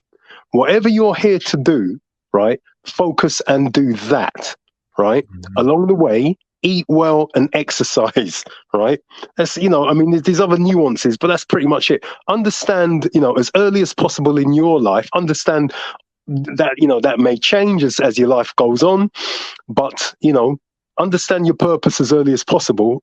Eat well and exercise, and be mindful of what individuals you allow into your personal space, into your life, right? If you become the top 1%, that is fine, but it's better to live out your purpose to your life. You know, that's where happiness comes from, and fulfillment. Fulfillment doesn't come from being the top 1% guy. It comes from living a fulfilled life, a purpose-driven life. So at the end of it, right, you could be as poor as crap, but you know, boy, I've done everything I've come here to do. That's the last thing my granddad said to me when he passed away. He said he's done everything. He's done everything he came here to do. He done everything. Like that's Jesus Christ. There you go. Brilliant example. You know what? That is a brilliant example. He said, what did Jesus say? He said, "It is finished" at the very end of it. Great example. Just imagine if Jesus said, "Flipping hell, man, I ain't done it. I just haven't done it." He's a tradesman, right? He's banging the hammer, making tables and chairs, right? Yeah. Blue color.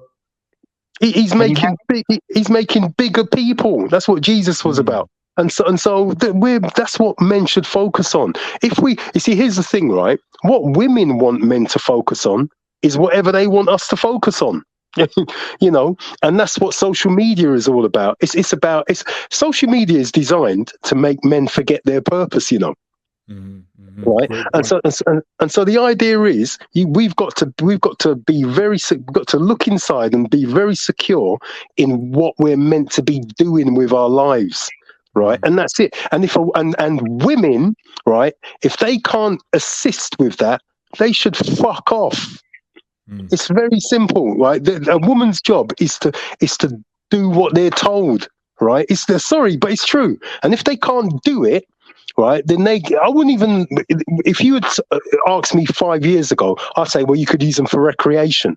Now I wouldn't even say that, right? I wouldn't even bother saying that because, listen, right, I know some very talented people like we all do. One guy in particular, great singer, he says himself, right, that he would be a lot further on in his career if he hadn't spent years chasing skirt. Right, so we've got to be very, and so yeah, you might become the top 1%, through your purpose-driven endeavors. But if you don't, right, but you do everything you're meant to do, right, brilliant. And don't be sidetracked by what a lot of other people say, or what women say. Hey, you haven't got this, you haven't got that. Who gives a monkeys? Great point, Kings and Queens. Yeah, JM Talks, we can hear you. I think you cut off when I was asking about the second question, but that's cool. 1 second. I just asked a question about your 1%. I just want to get KB's answer, and then we will come back to what you think about the fresh and fit stuff, yeah? But let's hear what KB Jones thinks. Like, do you think that this top 1%, is it a phenomenon that is more so pertaining to black men? Is that like our reality that, for whatever reason in our culture, we need to be swagged up? We need to be, go to the teeth. Yeah, but you know what? The rims. I think from what I've seen anyway, and again, I put this down to a sort of time and generation and age thing, but I think I feel like has always been the case with us, to be honest. I feel like it's been more amplified now, and this whole 1%, 10%, whatever concept, 1% was concept. I think it's been, I don't know where it started from, if I'm honest, but I think it's been like blown up. I've said this before, like most of these people that are talking, I want a 10%, man. I want to, look, if you had 20 bags in your account and you showed it to them, bruv, that's, you know what I mean? They don't need no 100K a year. Show them 20 bags in one go and it's game over. But even then, I think it falls down to partly what I was saying earlier as well.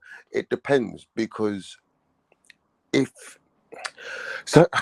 is where when some men complain, I get a bit annoyed, because you get people that are diluting the message, because you get people that feel like they don't, or that are bringing up they don't get women at all in terms of attracting them, and then you get others that want to be in relationships, and the message kind of gets diluted. If it's the terms of attracting women, I think I've said this before as well, it still surprises me when I hear black men, and I know I'm being generalistic, but black men overall, if complaining about they don't get attraction, or they can't attract women, because first of all, we're in what I'd call the hoe era. Secondly, for right or wrong reasons, we're considered a hypersexual male. So the concept of getting sex, I don't think should be difficult for us. Yeah, hopefully we'll see if I can just carry on. But for those of us, and again, an age thing, and that section of us that we don't get highlighted that much, and when we do talk, I think believe people like us, actually, we kind of get shut down, is we want more out of a woman. We just don't want, like Kings or Queens were saying, someone for recreational use, because then what's the point? Do you know what I mean? You can't ideally raise a family with a woman like that. So and this is why I'm saying women need to be careful, because if men fully sign up for what they're trying to, get men to sign up for, it's actually going to be peak for them. Because if we buy into this whole thing, there ain't going to be, there ain't going to be no more families. Because if men overall stop wanting to be in relationships and stop wanting to have families, legacies, the women are screwed, because they've got it in their biology that clock to tick. Not every woman wants to be a mother, I get that, but majority, whether they want to or not, will have the urge to. And if men or mass are like, no, just no, we're doing hot girl summer. You know, we just wanna have fun, so we're just gonna have fun. We're not gonna take you seriously. En masse, they're gonna be pissed. And or what people are doing is, okay, I do want to start a family, and I can't do it any of you lot, so I'm going across to wherever. Could I But you got it, bro. Yeah, regarding men doing the hot girl summer thing, yeah, it's already happening. Like I'm 31, yeah, I'm 31, and obviously, yeah, your mindset might change, but to be honest, like with a lot of black men, especially black men, because of all the trials and tribulations that they had to go through, right? Being in a single parent household, they're basically catching up, right? Now they're only now probably in their 30s, only now focusing on building up their own goals based off some of the setbacks that has been given them. Not all, but there's many, right? Now, that's basically arrested development, right? So by the arrested development, most guys, even if they probably won't have kids, is probably in their 40s, right? But when I look at my generation now, right, coming up early millennials, right, or so on and so forth, right, is because I'm 31, and if people in the chat probably, if you're around my age, you will understand where I'm coming from, right? Is a lot of them just want to focus on building and just focusing on their purposes, kings and queens are saying, right? Which the advice he's given is spot on, because in my 20s, that's what I've been doing, right? And I've pretty much done everything I wanted to do in my 20s, except one thing where I made basically it just didn't turn out how I wanted to turn out due to the pandemic, right? But the thing is a lot of what I've noticed, observation is dudes just want to be by themselves, don't want no peace, just a quiet life, probably play video games, have a decent job, and just have a social life, and that's really it. They ain't really thinking about kids, let alone even marriage, right? And that's what I'm noticing.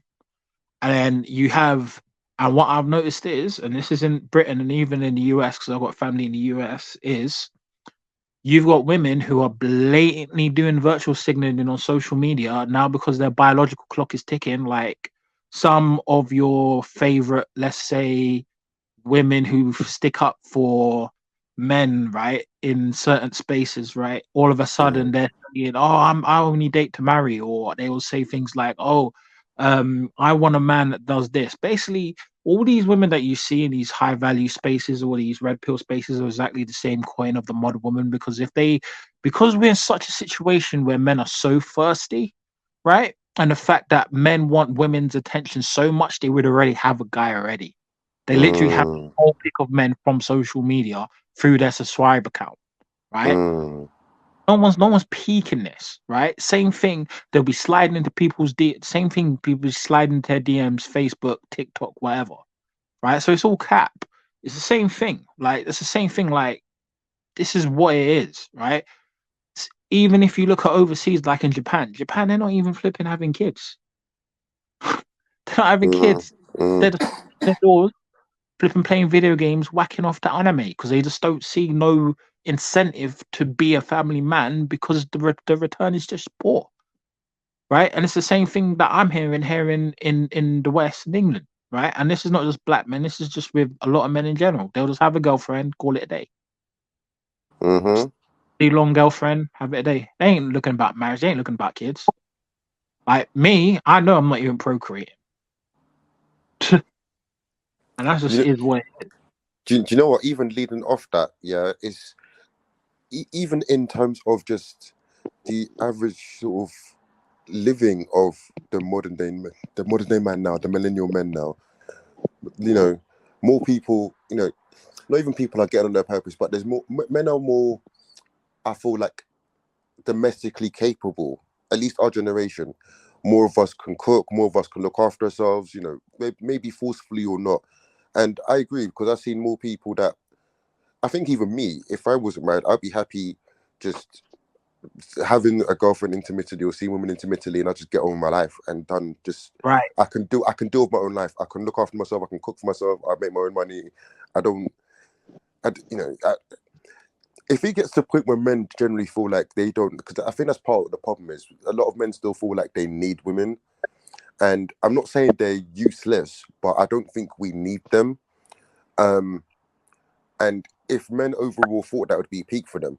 The thing is that I don't think I think there is still men that do feel like that they need a woman to be complete, which, don't get me wrong, if you got the right woman, she can take you to that next level, right? 100%.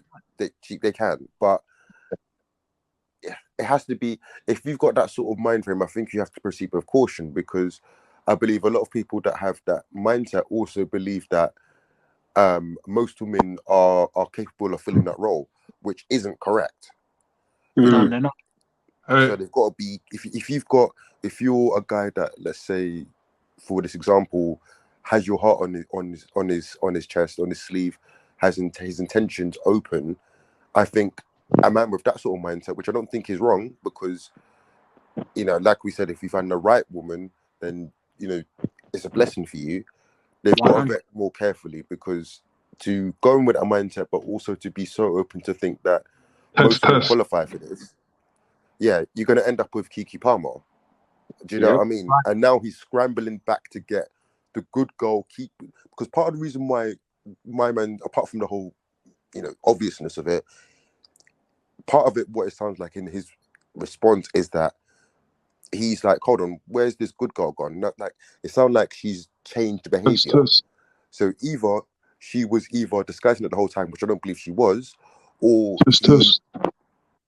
maybe she was actually, I don't know, but he went in with this, oh, they're all good girls, you know, they're all, you know, a lot of us are brought up like that. All girls are good girls, and all, you know, sugar sweet and nice, and especially when they're anywhere sort of attractive. And it sounds like he's trying to scramble that back.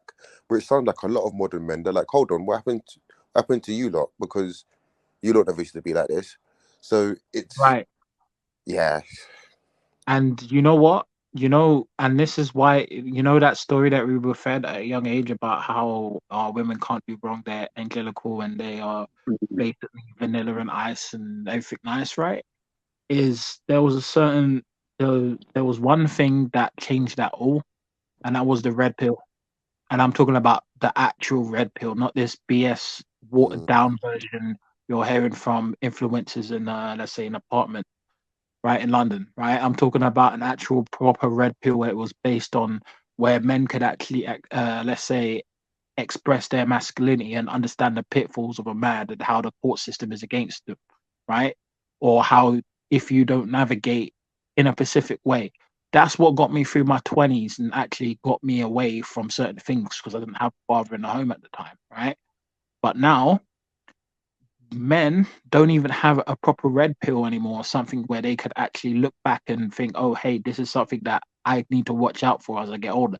They don't have that anymore because you have all these money-making grifters who are basically using men's suffering, right, to make a buck and keep them in a false sense of comfort, right, when in reality, they're the ones that have to introspectively look at themselves and improve themselves, right?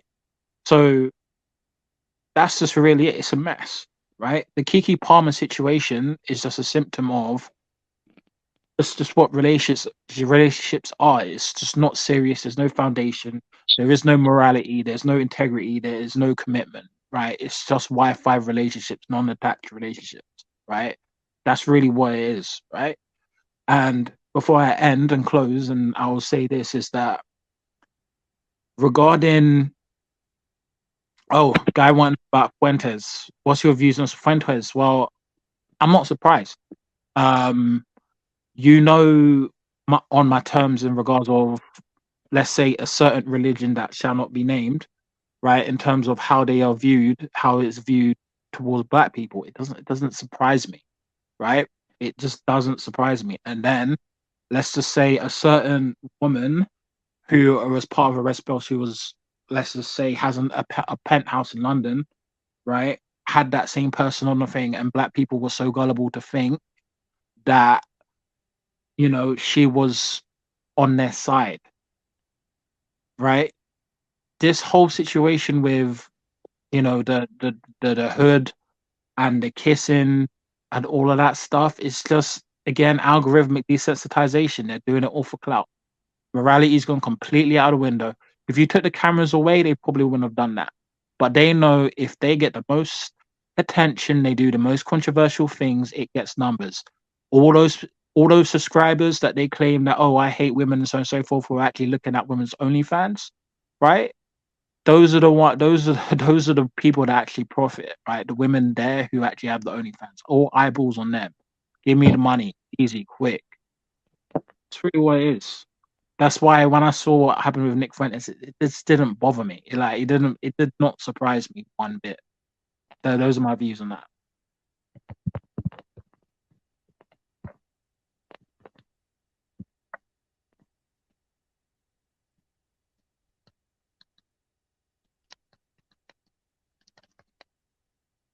Hey, anyone here?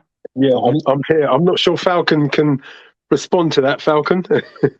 And I think Falcon may be trying to Falcon might be trying to get into, but I just want to add something. You know, I agree with everything you just said, and it's a sad state of affairs. I've got to say, you know, it's a sad state of affairs. One thing I love about this Kiki Palmer situation is that, you know, it's a well-known story for men of what to avoid. You know, what to avoid. I mean, she's not a bad-looking young lady, right? But, you know, it's kind of textbook modern Western woman who doesn't care what her man says and is going to do what she wants to do.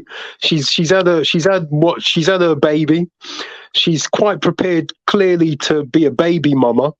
She's a rich woman. She's got millions, and she's got her sperm from a good sperm donor. You know, physically speaking, and she's going to join her friends. She's quite happy to join her friends. She did a video after this nonsense, saying, shouting out to the baby mamas out there, bringing up kids on their own. The only mistake she made, she put widowed women. Right, women that have been married whose husbands have died, she put those women in with baby mamas, and they're not baby mamas; they're widows, right? You know, and that's the mistake that she made. A lot of modern independent baby mamas make the same mistake, and it's. But anyway, what do they know? But so these are the kind of women to avoid. You know, those are the kind. You know, it's the whole thing about keeping your dick in your pants and not giving women like that your sperm. You know, you cannot, you know, it is such a big mistake to give women like that anything, even attention, you know, nothing. You know, you mentioned Tia Mowry earlier on, right? This is a woman who was married that decided to burn her marriage for no reason. Burn it, but at least Darius has avoided marrying a Tia Mowry. And what's Tia Mowry doing now? She's on the internet, basically dancing around, trying to attract a rich guy, you know. And she's got kids, all right. So but you're right, you know. I mean, I don't blame any man for going abroad to look for something better than what's. It's like you know, there's a film called Planet of the Apes, and Charlton Heston's character, right? You know, one of the apes say, you know, what do you think you're going to find out there? And what does Charlton Heston's character say? He says, whatever it is, it's got to be better than what's here.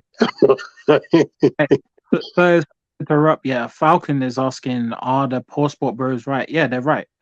Yeah. But I'm gonna give you another perspective. Let's just say this is something that I'm gonna bring out of the bunker, right? Something I used to do in the past, right?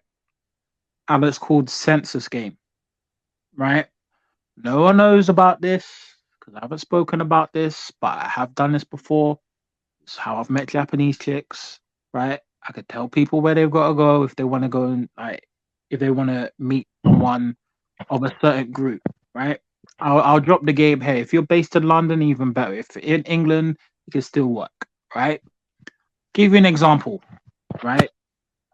If you're looking for a Japanese chick, right? Because I've actually met a Japanese chick, right? And I've had a Japanese girlfriend, right? In the past, right?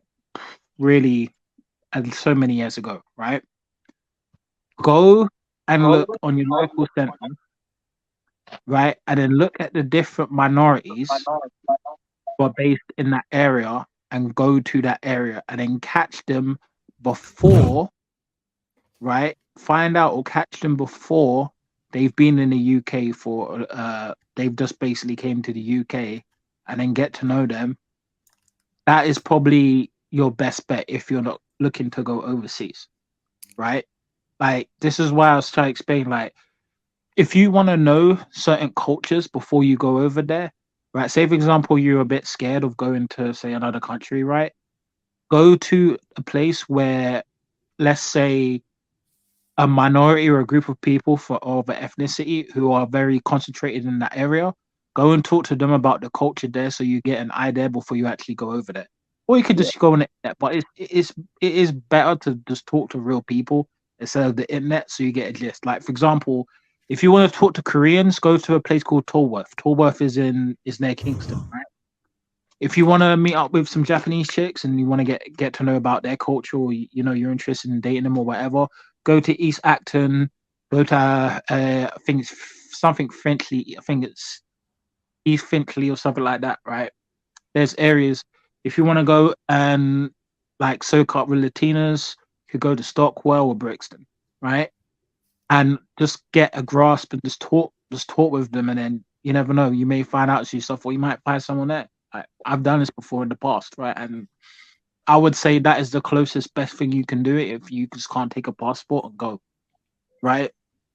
And the easiest way to do it is, and this is more a cheaper alternative, is just go on a website and just look at the local census and then find where those, let's say, ethnic groups are. And you'll be surprised how far you can go. Like, I was trying to explain this to Demswood when he wanted the submissive Japanese and traditional chick. If he was based in London, he could have just gone to East Finchley or Acton and just have a chat there and just get and understand, soak up the culture there before you even Japan, right? That's just some game. Like, no one else is going to tell you this shit, because this is something that I have done, right? And I haven't really talked about on YouTube because there was a time where I wasn't on YouTube. I was on YouTube for a long time, but it was such a cool. It just helps so much. And then, say for example, you go to another country, you'll just be so much more confident talking to those people over there because you already get an idea of what they are, because they already came from where you're going. So just dropping some game there.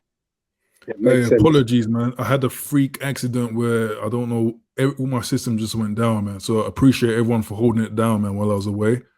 All right. So, sorry, someone's saying something. I just said no worries. Oh, perfect. Yeah, I appreciate everyone holding that. I'll just say this, man, about the whole, basically what I was hearing is like how to have a function. Oh, I think Falcon may be gone again. yeah, Mid-sentence. man. But I like what you were saying, though, JM. I like what you were saying. There's different bits of London that you could go and check out for that particular community. Do you know what I mean? Yeah. I know in Stockwell you've got a big Portuguese community.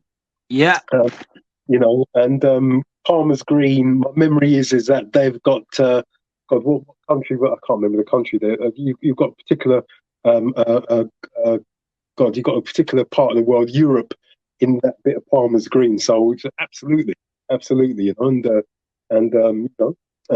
Peckham used to be a big West African community. I know it's been gentrified. That's Peckham. So yeah, but that's what happens when you sell most of your shops and don't actually keep it for the long term. That's what happens. There you go. That's what the black community should have been doing. This is why they should have just kept the shops and just keep it moving. Like, just own part of that place. That's all they had to do, but they just sold it off. Like, and they have in Brixton, they have the black Wall Street they're trying to do there, or like a British version of it in Brixton. That's gonna fail. It's gonna fail. Is that now? Yeah, there was a group of them. I think it's Kofi something, and they wanted to create like a Black Wall Street, and in Brixton, and it's gonna fail. There's a reason why, right? They still haven't listened. Like, a lot of not all, but a lot of black people still haven't gotten a grasp of business and why, like, putting race into it is just not going to do anything in the grand scheme of things. Hey. Falcon's back with it. You all right, Falcon?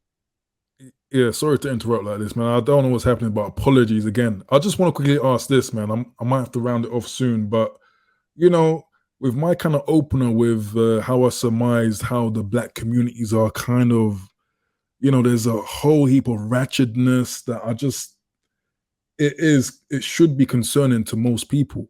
But does anyone think that I'm just blowing it out of proportion? You know, when I talk about carnival and the whole, you know, situation, the entertainment value, like, does anyone share a concern if they are, you know, have some sense of concern or like, you know, do you mind if basically. I go first on this one? Because I heard your opener, right?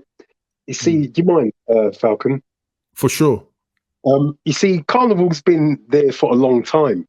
You know, Carnival, you know, I mean, as a child, I mean, I used to go Carnival as a child. I went for the first time in the 70s, right? So Carnival's been there a very, very long time. You've had soca and calypso and all that. You know, you've had people dancing the same way going back many, many, many, many years. Don't get me wrong, it's on steroids now at Carnival, right? And even in Trinidad, it's on steroids, right? It really is, right? But here's the big but. You see, when you've got a certain type of dancing, right, coming from Trinidad, right, on an island in the Caribbean, or, you know, at the Carnival before it became as integrated as it is now, right? Before they started putting it on television or on whatever station it's now on, right? It wasn't what's the word? It wasn't communicated around the world, right? You know, whatever dancing they do in Jamaica in the dance hall or in Trinidad, right? The bottom line is it's on a tiny little island. Emphasis is on the word island, right? Right, and it's within a particular cultural practice, a particular cultural paradigm, right? Miami, right, where Fresh and Fit are, is actually quite near to the Caribbean, right? There's a history with the Miami bass music and all of that, so I won't bother going into all that. But the point is, right, when America has amplified, right, particular aspects of Caribbean culture, America has amplified particular aspects of Caribbean culture out of context, right? Totally out of context, right? And that, you know, the Nicki Minaj's Caribbean and all these nasty little modern, stupid little women, right? That what it is, their music videos and music has amplified it's just taken a particular culture out of context, right? And now, No, but let's be fair though, because when we look at the Jamaican dancehall scene, we see the same level. If you're talking about Nicki Minaj, we see the same level of ratchetry as well, man. Like in everything, fashion and all sorts. And of course, by design, I'm pretty sure, even if I haven't seen the stats, Jamaica probably has the same kind of symptoms that Black America, Black Britain suffer with. It's worse in Jamaica, right? Yeah. But you see, it's a lot worse in Jamaica. The point I'm making is that that is a tiny little island, right? It really, you know, sometimes people, even Jamaicans, forget how big the island actually is, right? And the fact that a tiny little island can influence such a big country like America is unbelievable, right? So America for me is like a great big, what do you call those great big dishes that amplify a signal, right? That's what America is. Satellite, whatever the correct terminology is, it's amplified. Yeah, ratchet negative culture, right, from Jamaica, right? But in a little island like Jamaica, I'm not going to say it's harmless, right? But it's on one little island. How many people even forget how many people are on the island, right? Seriously, same with Trinidad, right? So America, that used to have hip hop and all that. Hip hop's rubbish now in America, but it used to have hip hop that was good, right? And you know, that had its own issues. I'm not going to go into that. But the point is, America's amplified ratchetness. Yeah, from the Caribbean, they had their own ratchetness as well, right? But America, right next to the Caribbean, has been an amplifier, and obviously it's an English-speaking country, right? And if we spoke a different language here, things may be slightly different, but we lap up their English-speaking music, right? So you are right. Don't get me wrong. You are totally right, and I agree with everything you said in your opener, right? But you know, it's a what am I trying to say? What I suppose what I'm trying to say is there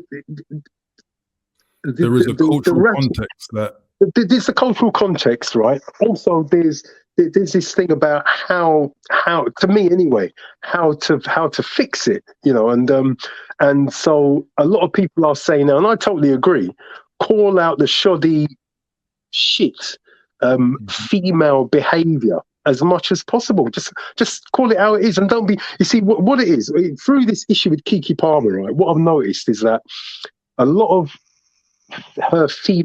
supporting female commentators, right, basically are saying to men, and black men in particular, they're basically saying, shut your mouth and don't talk about it. Effectively, that's what they say. And if you talk about it, you're misogynist. If you say one word, you're misogynist. That's basically what they're saying. As far as I'm concerned, right, what we got to be doing, if anyone's got any notion, forget Dr. Umar in terms of his solution of wifing up the baby mums, that's a lot of nonsense, right? Yeah. But if anyone's got any, notion of wanting to fix any black community in the West, the only way to do it is to ignore the Keke Palmers and to call out all their shoddy behavior. But the people that have to especially do that are women who think they're better than the Keke Palmers. There's a lot of women that say, I don't do that. I'm not like, yeah, but you don't say anything about these women. You don't say nothing about it. Years ago, women used to shout these girls down and put them in their place and make them put on proper clothes. But women today don't do that, right? So we get called misogynist for saying what we should say. Even Darius gets called a misogynist for talking about his own girlfriend, right? So the rest of us, do you get what I mean? So women who think they're better, right, need to speak out, because at the end of the day, if they don't say none, they're just as bad as Keke Palmer. A woman not saying anything is just as bad as Keke Palmer. Right, so it is ratchet. Yeah, you are right. It's totally ratchet, and you know. So this one solution is to get out of the country, right? Because unicorns don't exist in the West, in my opinion. Although I got one, but unicorns normally don't exist, right? And the other way is to basically keep shouting out the bad behaviour and talk. Black men in the only issue, or another issue that I've got. Sorry, Falcon. I've got a big issue. Black men in England we need to open up our mouths for. I kind of think we're afraid to talk and afraid to speak. And I think feminism and the mouths of women, and black women in particular, have closed black men's mouths in the UK. Closed it don't make sense. Anyway, that's my view. No, great points. I just wanted to bring this up, man, because I was searching for another article that I wanted to talk about. But here we can see, you know, an article written by what seems to be a white woman is saying Keke Palmer's boyfriend isn't the only one who needs to stop telling women how to dress. Let's all say this together. It's 2023 and we're not going to publicly shame women for what they wear. You see, this is what everyone is up against, man. This is what people are up against. Actually, let's play this, because I think there was your cape. Matter of fact, clip off your angel wings, because I don't know how you did it. And I really don't want this to sound like, you know, pandery or something like this, because I know there's 1,000,001 reasons why somebody wants to be a single parent or has become a single parent. Maybe they lost somebody. Maybe they don't want to deal with somebody. Maybe it's a choice. But when it comes to raising a kid, I've already learned in these short few days that it takes a village. And sometimes that's a privilege. And I just want anybody out there that is a single parent that's been doing this, friends of mine, people that I don't know, family members of mine, I'm really in my heart, bring tears to my eyes. I am just truly, profoundly impressed. This is the madness, and J. Lou said it. This is the madness that's going on. This is what I can sense. This is what makes my the senses tingle, man. It's gonna look like this. Like, this is what I thought. This is what I see currently when it comes to relationships in the so-called black communities in the UK, this is what I see, personally. I see there's 3 degrees, right? The first degree, which is like the most acceptable that people have gotten used to, is going to be where, a woman gets with a guy, he's well-to-do, well-earning, but he's probably doing a lot of sleazy stuff on the side, cheating on her, and she probably knows about it. But, it's just because, the level of toxicity in the culture is just like, okay, that's the best she can do. So she might as well just stick with it. She doesn't like it, but she's tolerating it. The second degree, man, is basically a woman who's gone through what Kiki goes through, yeah, I can do whatever I want, breaks up. I can do whatever I want, breaks up. I can do whatever I want, breaks up, then settles, settles with a guy who's, never ever gonna be her first choice, and then she'll always have a wandering eye, always looking at the guys that, that really does it for her. And I think this is where most black community relationships are at. It's like people are not satisfied. And this is where, a lot of the stats that I've cited, and I don't like repeating, this is where it kind of makes sense. Yeah, all the single parenthood, all the STDs, people are just not content with what they end up with. Right. And the final degree in terms of, relationships is the loner, man. And just that's what this video reminded me of, that crying at the end, that random emotional. Maybe I don't know if anyone's been around someone who just randomly bursts out in tears, man.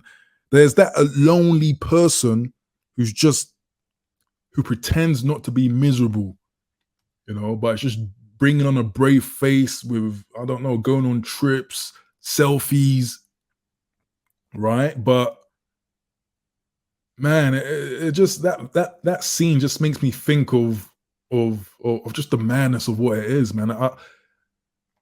For me, it's hard to articulate, but it's just bad out there, man. It's bad out there. Yep. It's really bad. And the reason why I bring up cultural things like carnival, and I know that that's not really pertaining to my particular culture, is that I think sometimes a particular culture just like in a perfect storm can just be corrupt by default. I think sometimes it can be especially when there's no checkmates, there's no one to check it. There's no one to say, oh no, this is wrong. Don't grind your ass on another man's crotch. This is wrong. When it's been allowed, and then I don't know, the UK makes it like a prime event, and now you've got policemen who are doing the same thing on quote unquote your women, and it's all like it's just a clown world out here, man. I'm sorry, man. I had to do that ramble. It's just a clown world out here. And there's a 4th degree. There's a 4th. You said it's a 3rd degree. There's a 4th degree. What's the 4th? The 4th is this guy's withdrawing, watching corn for the rest of their lives. That's a 4th degree. That's a very real 4th degree. Because if you look at, I would say, because here's another thing that people haven't really taken into consideration regarding like relationships with Gen Z, right? A lot of Gen Zers, right? So these are, let's say the 20s going up now, right? A lot of them are very socially awkward and are now more attached to, let's say, technology more than ever before. Like they've grown up with iPads and so on and so forth. So, and then you have AI coming up as well, right? Like ChatGPT, all of these things as well. A lot more of the youth that are coming up now are going to be more socially awkward than ever before, because let's say our generation before that, even though we do have social media and so on and so forth, before then, we didn't really have social media like that. So we were basically like we had the fusion. We had to, we grew into it, We didn't just get born into it. So that's so the 4th degree, watch out for is the internet corn. People are just going to be like, you know what, this slow point, yeah, let me just watch corn for the rest of my life. There's going to be AI Got to be Yeah, AI. hey, there's a funny Terminator quote I was looking for, where it's basically like plugged in 24/7. You know, virtual reality. You got your corn, video games. You got your online forums. You got your YouTube. Why even go out? You know, you can make PayPal payments and bank transfers, food deliveries. You know, it's like that's the world that's coming. Yeah. I think So- a lot of the time. But we got someone by the name of Wizard Kelly, man. Wizard Kelly, what's on your mind? Yep. Hey, I think my perspective on things now is a lot of the time I feel as though these black men are too afraid to acknowledge what's going on here. So we'll use pronouns like people. Obviously, it's not a 100% unilateral phenomenon, but what we have is a situation in which 80% of the population has decided we're just going to walk away from all social norms. We're going to subscribe to a philosophy seeking to empower us at the complete expense of society at large. And we try to equivocate the blame in order to save face, because what's really happening is we know how powerless we are to solve this situation. When you look at the phenomenon now in the UK, with what's the polite word for shankings? Well, I already said the word. So the shanking phenomenon in the US, the firearm phenomenon in Canada and the US. Obviously, what's happening is the women have decided what they're going to do is follow the Kiki Palmer plan, which is they're going to find a man who's somewhat compromised. They're going to have a child, and then they're going to free themselves from this man. It's not about, like, they're not choosing these guys because they're attracted to these guys or these were their first choice or anything of this sort. I think what's actually happening here is a lot of the time we look for reasonable explanations to justify and create imperatives that don't otherwise exist. What they've decided is they want to empower themselves. What they've decided is they're not going to even teach boy children to read. What they've decided is even if you offer like a proposition in the form of a relationship that's beneficial for them, they're going to act completely against their own interest. And what we're trying to do is we're trying to look for a compromise with people that have already decided that it doesn't matter what's in their best interest. It doesn't matter whether or not their kids live to. So basically, are you saying that there is no compromise then in this environment? What I'm saying is the first step before we even get into the solution is this is kind of a universal phenomenon now. We've seen that in other communities as well too. But it's for us to acknowledge the problem. So it's I really begrudge when we use the term people in order to obfuscate the obvious situation, because we know what ideology advocates for quote unquote people. We know who we're referring to have children on their own and to emancipate themselves from the other sex. There's no equivalent to this except for the reactionary stuff that's popping up on the internet now. Right. I hear you, man. Great points. You unfortunately came up at the latter stages of this live stream, so I appreciate that. But now we're gonna quickly go with closing thoughts. You know, if anyone can just wrap up, surmise what we've seen, Kiki Palmer's, and the implications on modern relationships and family, and the Nick Fuentes Kiki, and with apparently a kind of Pan-Africanist, conscious black woman or women. If we can start with who was the first, I believe it was Kings and Queens was the first one. Correct me if I'm wrong. Yeah, I'm happy just to go. I'll be quick. So Kiki Palmer, brilliant. I'm just so glad all of those little baby mamas and all the sisterhood caught it on camera and decided to upload it quickly to social media. God bless those little girls, because hopefully men are gonna understand what to avoid. That's number one. And but I feel sorry for Darius Jackson, but in a way he dodged the bullet. He won't spend the next few years married to her. Basically, he's just got to learn from it and and swerve that kind of female in the near future.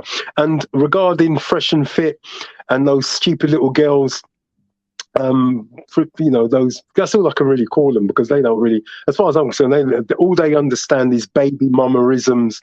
And I mean, they were probably at the Keke Palmer Usher gig. They were probably there.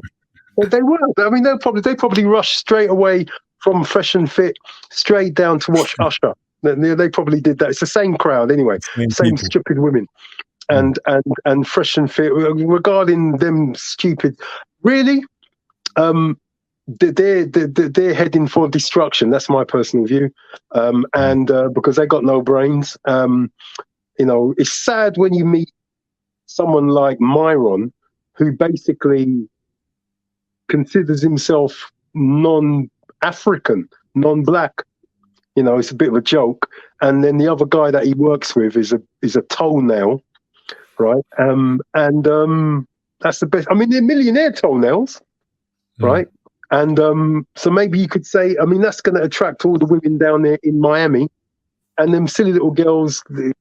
They don't really know anything. They haven't. They barely can. They've barely got a brain between them. Let's be honest. They're media girls. They're wannabe little girls. That's really what they are.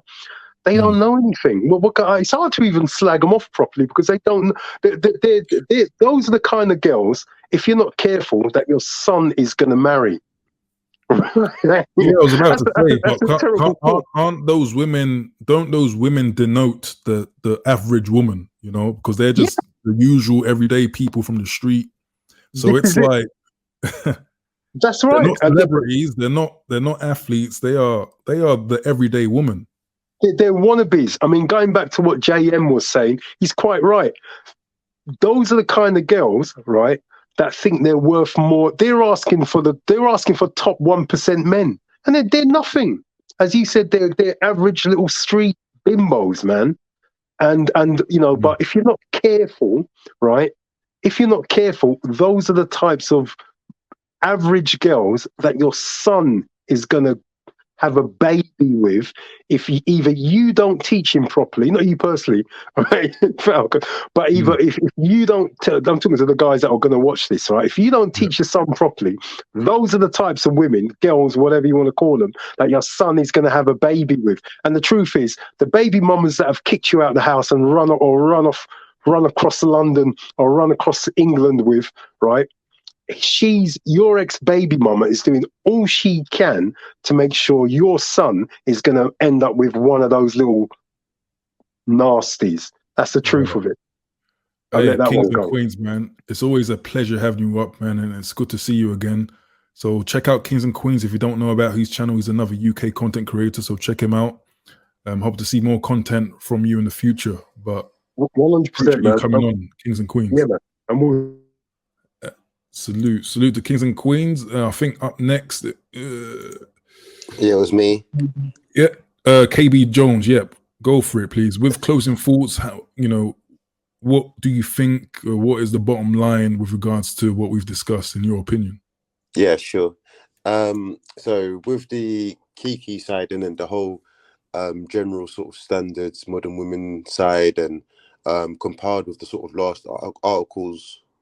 Rhetoric, not controlling what women wear, etc. That sort of what's going to end up happening, right? And Kings and Queens mentioned it earlier, is that you get certain women that don't necessarily, well, they state or they appear to not agree with that behavior, but they don't say anything. Now, with me, that's twofold. I was going to say it earlier, actually, but it's twofold with those women, because with some of those women, I feel like they don't say anything because they're living vicariously through these sort of more upfront women. It's almost like they almost want to be as outlandish as what they are, but they either don't have the confidence to do it, or whatever, or their situation doesn't permit it, or so I feel in some cases they validate those women by not saying anything, or even openly encouraging them because they live vicariously through them. And the second part is, if we're going to have this notion, for example, that women's article, the last one you showed, okay, let women wear what they want, let them do it. And the proof seems to be in the pudding. When we do allow them to choose for themselves, they want to be as scantily clad as possible and act as you know, as you know, I'm trying to use my words carefully, as sexually free as they have been as well.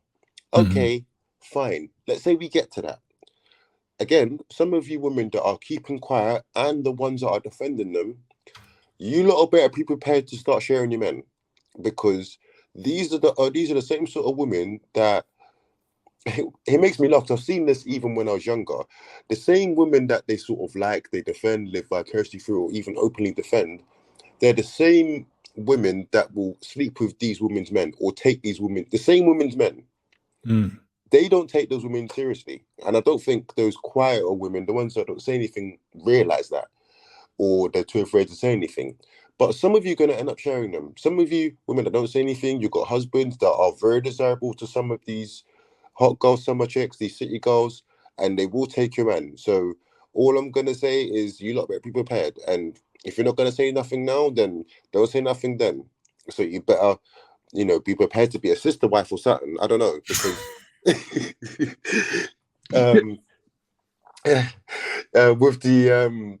the second part, see that Nick Fuentes guy, agree with what everyone says. He's a confused dude. He's Italian. He's Latino. He's whatever. With the whole pro-black thing, and it's again the pro-whack thing. It's all rubbish, really. You know, if it's from a quote unquote pro-black woman side, it's all okay until you specifically mention black women, and then all hell breaks loose. When it comes to the pro-whack men, you know, the black woman is God, whatever, all this crap. It doesn't surprise me, his behavior. Do you know what? Myron Fresh Fit, I think by now, because there's the other guy that comes on there. What's his name? Zerka? John Zerka or something? And he's some hyped up cokehead guy, like, and he's used the N-word. He uses the N-word freely. I've heard him use it several times, and not even necessarily calling anyone it, but using it in his general speech, as in like referring to himself as an N-word, or, you know, using the N-word as any other sort of descriptor for a male, and they don't batter an eyelid. So at this point, and with all their controversies and the KKK hood stuff and all this business, I'm not even surprised. I'm not even surprised. The only thing I will say is, if there's a situation where something does turn onto specifically black men overall from that sort of side, I don't really want to hear much complaints, because they've shown their card, isn't it? They're showing their card. It's one of those where I'm in the point of my life where I don't think you can be mad at people or for what they are. Once you find out what they are, if you don't like it, you got two choices: either stay, and if you stay, shut up, or remove yourself. Do you know what I mean? It's at that point. So, you know, you don't get mad at Myron for wearing a KKK hood. He wore a KKK hood. So now you can decide what the fuck's you guys gonna do, you know. Well said. Well said.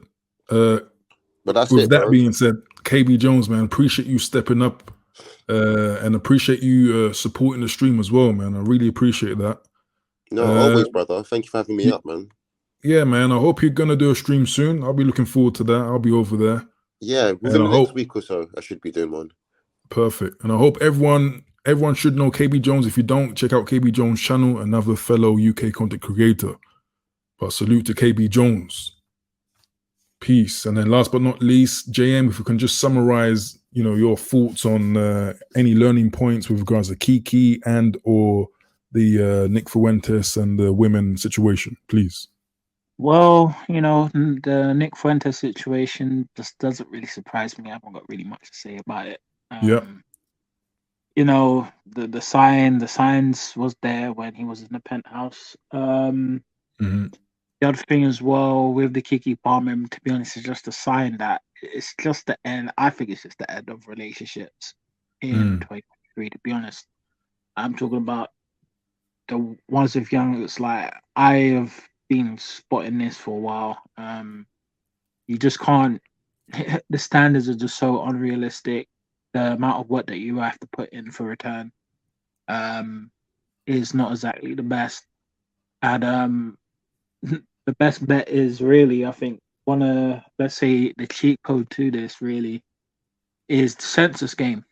Where I explained, I did put links below. The reason why I put links in the chat is to give people idea because it's a British, Black British content. There are places where you can go certain parts of London where people actually migrate from the country fresh. If you reach them before, let's say, the culture corrupts them, you never know. That's why I put the link in there. Like regarding Japanese, you could go Frenchly, Croydon, and Acton. There's Japanese chicks there. Go talk. Okay. That's it. Okay, but hey, JM Talks, man, I really appreciate you coming on as well. You know, always providing us with, you know, your opinion, your thoughts, always wise. You know, check out JM Talks channel as well, another fellow UK content creator. But yeah, appreciate you, JM Talks, man. Hope to see you again. Yeah, see you soon, man. See you. Peace. And with that being said, guys, man, I really appreciate everyone coming through. You know, apologies for the technical hiccups, random, out of the blue disconnections. But man, hey, this again is something that I'm quite passionate about. I need to understand where this madness is coming from. And I just think that the best defense, I know everyone put forth solutions and all of that, but the best defense, and I hate to kind of promote it, is to kind of be, it's almost like you have to be desensitized in a way. You have to be unfazed. And, you know, it's going to take time, probably age to get to that point, but you need a certain mental resilience to get through the madness that afflicts our kind of communities, you know. I might go deeper into that in future videos, but I hope everyone appreciates the videos I've been pumping out. Check out some shorts, video yesterday about Black British guys on Tinder. Check out the main banner. So expect a live Tuesdays and Fridays from 10 p.m. Okay. Please do like the stream. Comment your thoughts below if you haven't done it in a live. Check out the first post and the description of the video for more information going forward. But with that being said, peace to everyone. And I hope you have a good night. Peace.